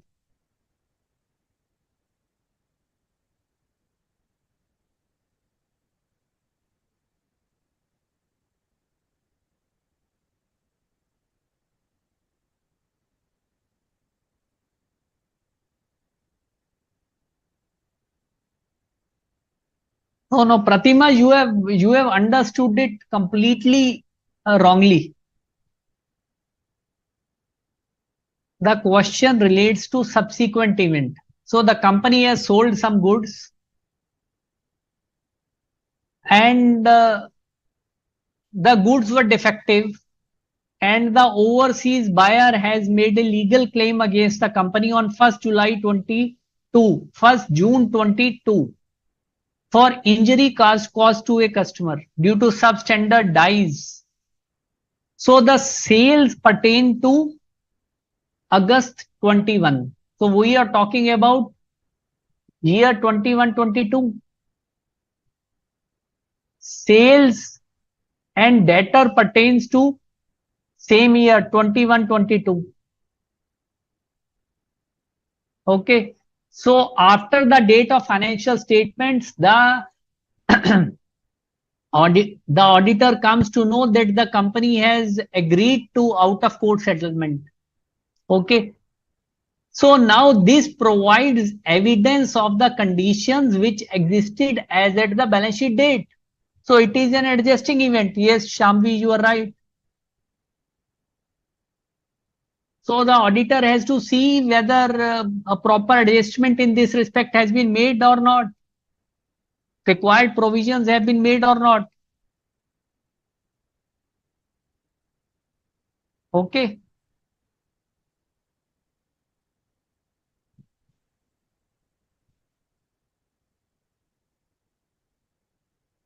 Yes. See, test your understanding too. Test your understanding too.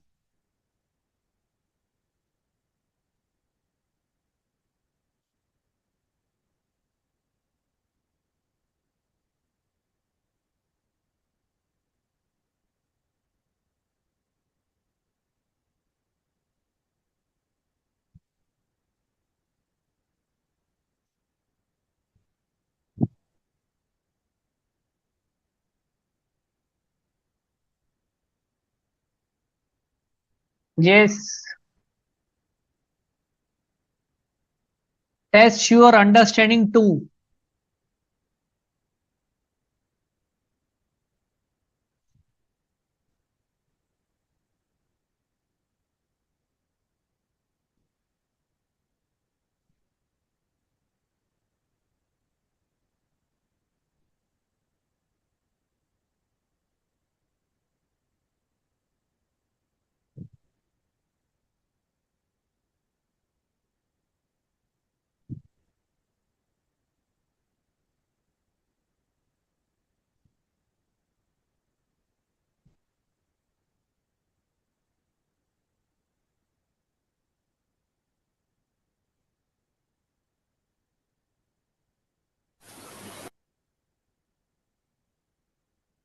Yes.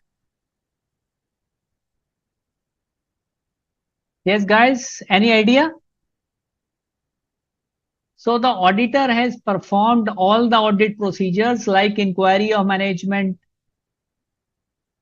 He is so that she has made it sure that all subsequent events before signing audit report have been considered.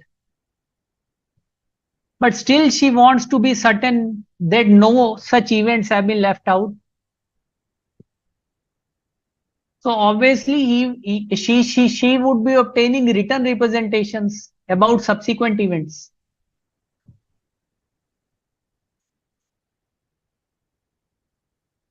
All the procedures she has done, all the procedures she has performed, like inquiry or management, reading minutes of meeting, but still she feels that something is lacking, which should complement or supplement the audit evidence obtained.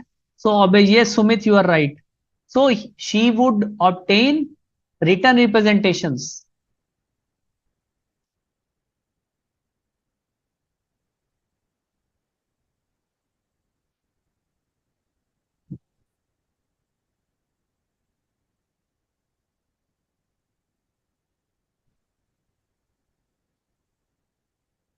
Yes, see this question. Test your understanding 3.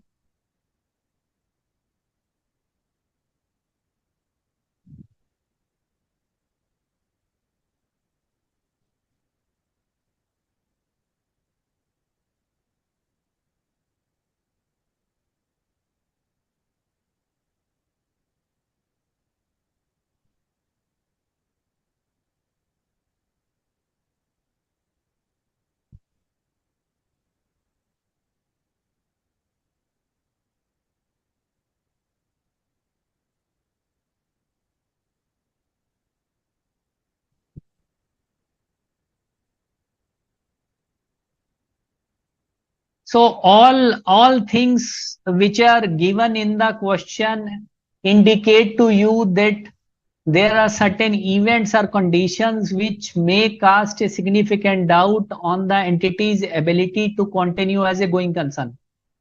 Okay. The company is not being able to make its commitments. It is the sales are going down. The company is losing on orders. The fixed costs of the company remain high, and there is cash crunch. There is liquidity crunch. Bankers are also not giving to the company extra loans. So in these circumstances, the auditor is having doubts. He still has doubts whether the company can continue as a going concern or not. So what, but the management feels, look, we can continue as a going concern. Now, how should management of the company should try to convince auditors? Which document would they be, which sort of analysis, which document they would be preparing for the auditor so that he can verify that document? Yes.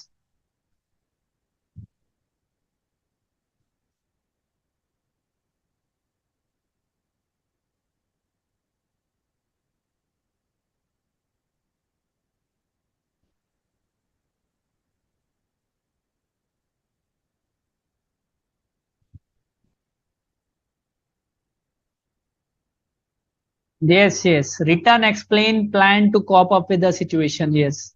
And such a plan is called as cash flow forecast.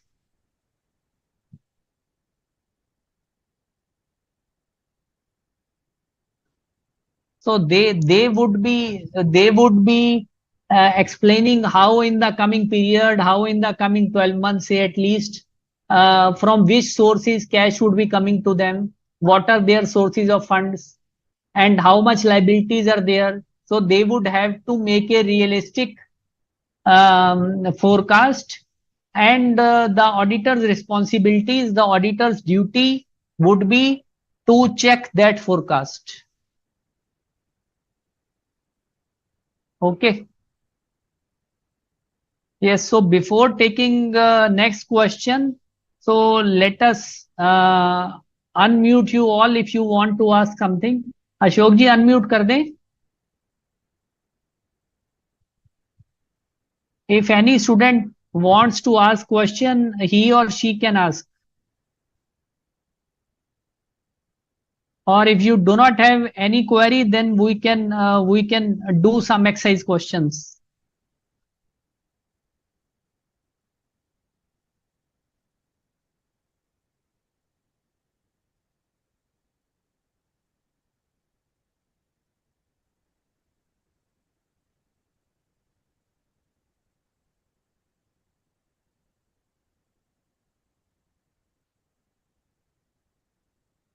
Yes.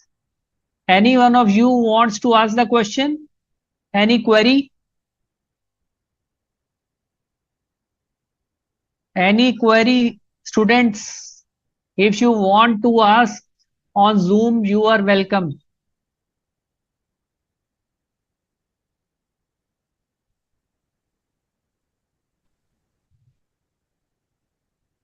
Yes, Preeti, you are asking what is the reason behind going concern in AS as well as in SA.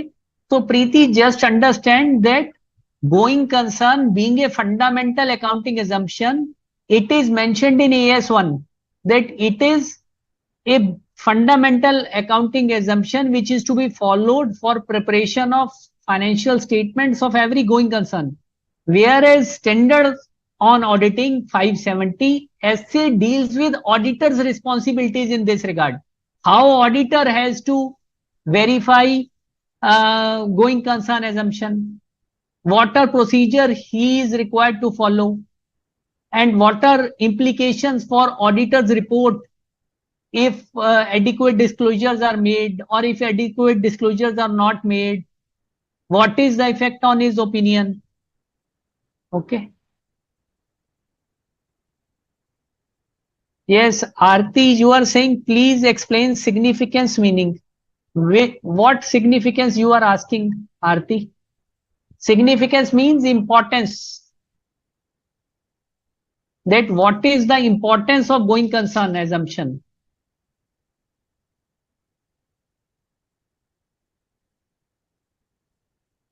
Yes, again, students, I am giving to you another opportunity if you want to ask something on the Zoom. Otherwise, I would ask Ashokji to mute you again if you do not have any questions, so that we can take few more questions. We still have some time left.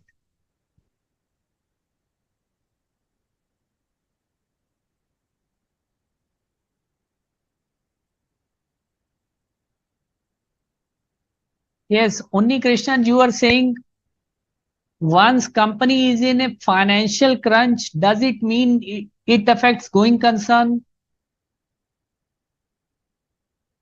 Yes, but every financial crunch is not. Uh, it doesn't mean that company would shut down its operations. So long as it is able to manage its funds, so long as it's able to trade, so long as it is able to meet its financial commitments, so long as it is able to pay its creditors, there may be certain delays, but so long as it is able to pull along, it is a going concern.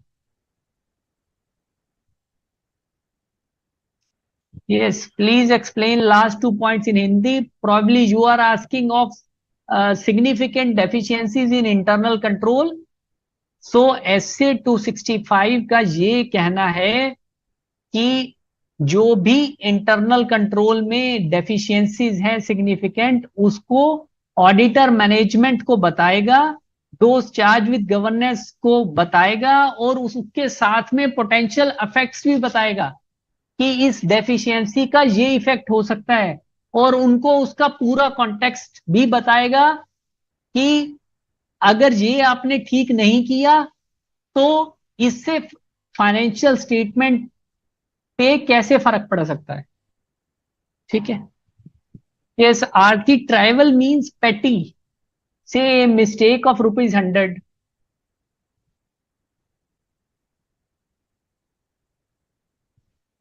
petty things, trivial means petty.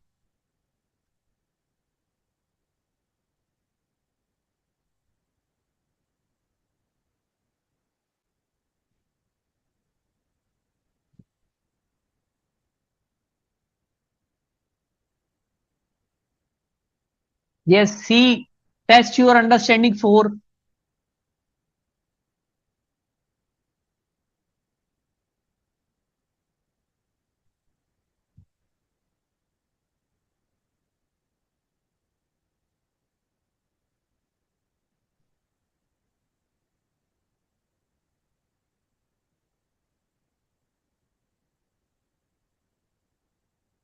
See, test your understanding for.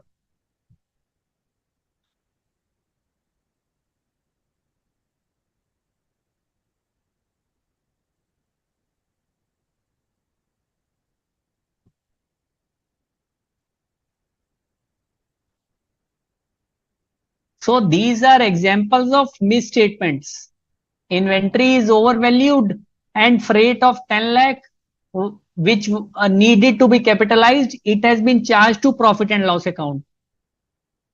Discuss how you should proceed and communicate in above situation. So obviously you would ask the management to correct those misstatements, and you would make communication in this regard.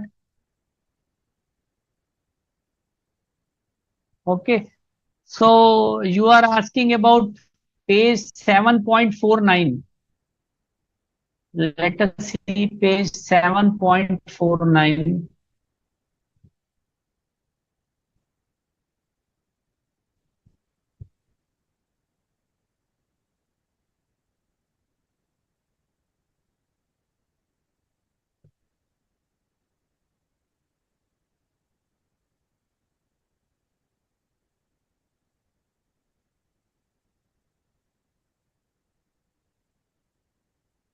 Yes.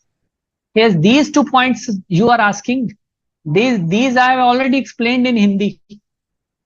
अभी मैंने यही तो बताया कि जो deficiencies हैं, significant deficiencies है internal control में, वो ऑडिटर जो है उसको एक्सप्लेन करेगा, उनको डिस्क्राइब करेगा मैनेजमेंट को, और उनको उनको बताएगा कि उसका क्या इफेक्ट है, उसका क्या इफेक्ट होने वाला है अगर आप इस कंट्रोल को ठीक नहीं करोगे, और साथ में उनको उसका ओवरऑल जो है कॉन्टेक्स्ट भी बताएगा, ताकि उनको वो बात समझ में आ जाए कि वो ऑडिटर कहना क्या चाह रहा है, कि जो कंट्रोल वर्क नहीं कर रहा या कंट्रोल मिसिंग है, तो उसका यही इंपैक्ट हो सकता है.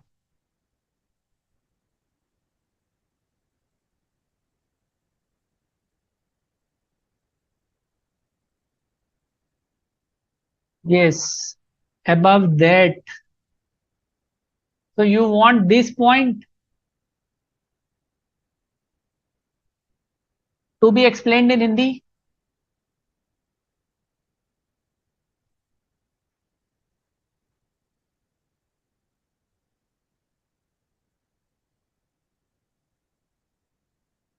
Yes, yes.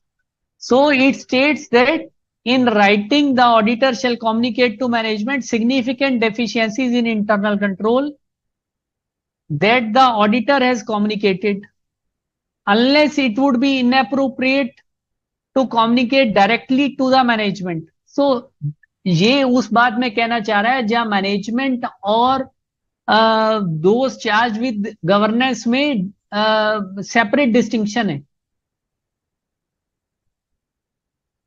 तो और जो दूसरी डेफिशिएंसीज इंटरनल कंट्रोल की आइडेंटिफाई की हैं, which have not been communicated to management by other parties, कि मैनेजमेंट को इंटरनली किसी और लोगों से वो बातें नहीं पता चली, लेकिन ऑडिटर चाह रहा है कि वो इंपॉर्टेंट बातें हैं और वो मैनेजमेंट को बताई जाए. ठीक है. Point page point 6.5 you are saying. Yes, you have to go through it. It is not that important, but you can go through it.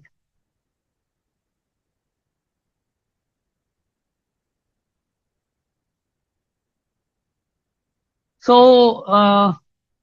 okay, guys, it's over for today. So, thanks for listening and attending the session. So, thank you, guys. Session is over.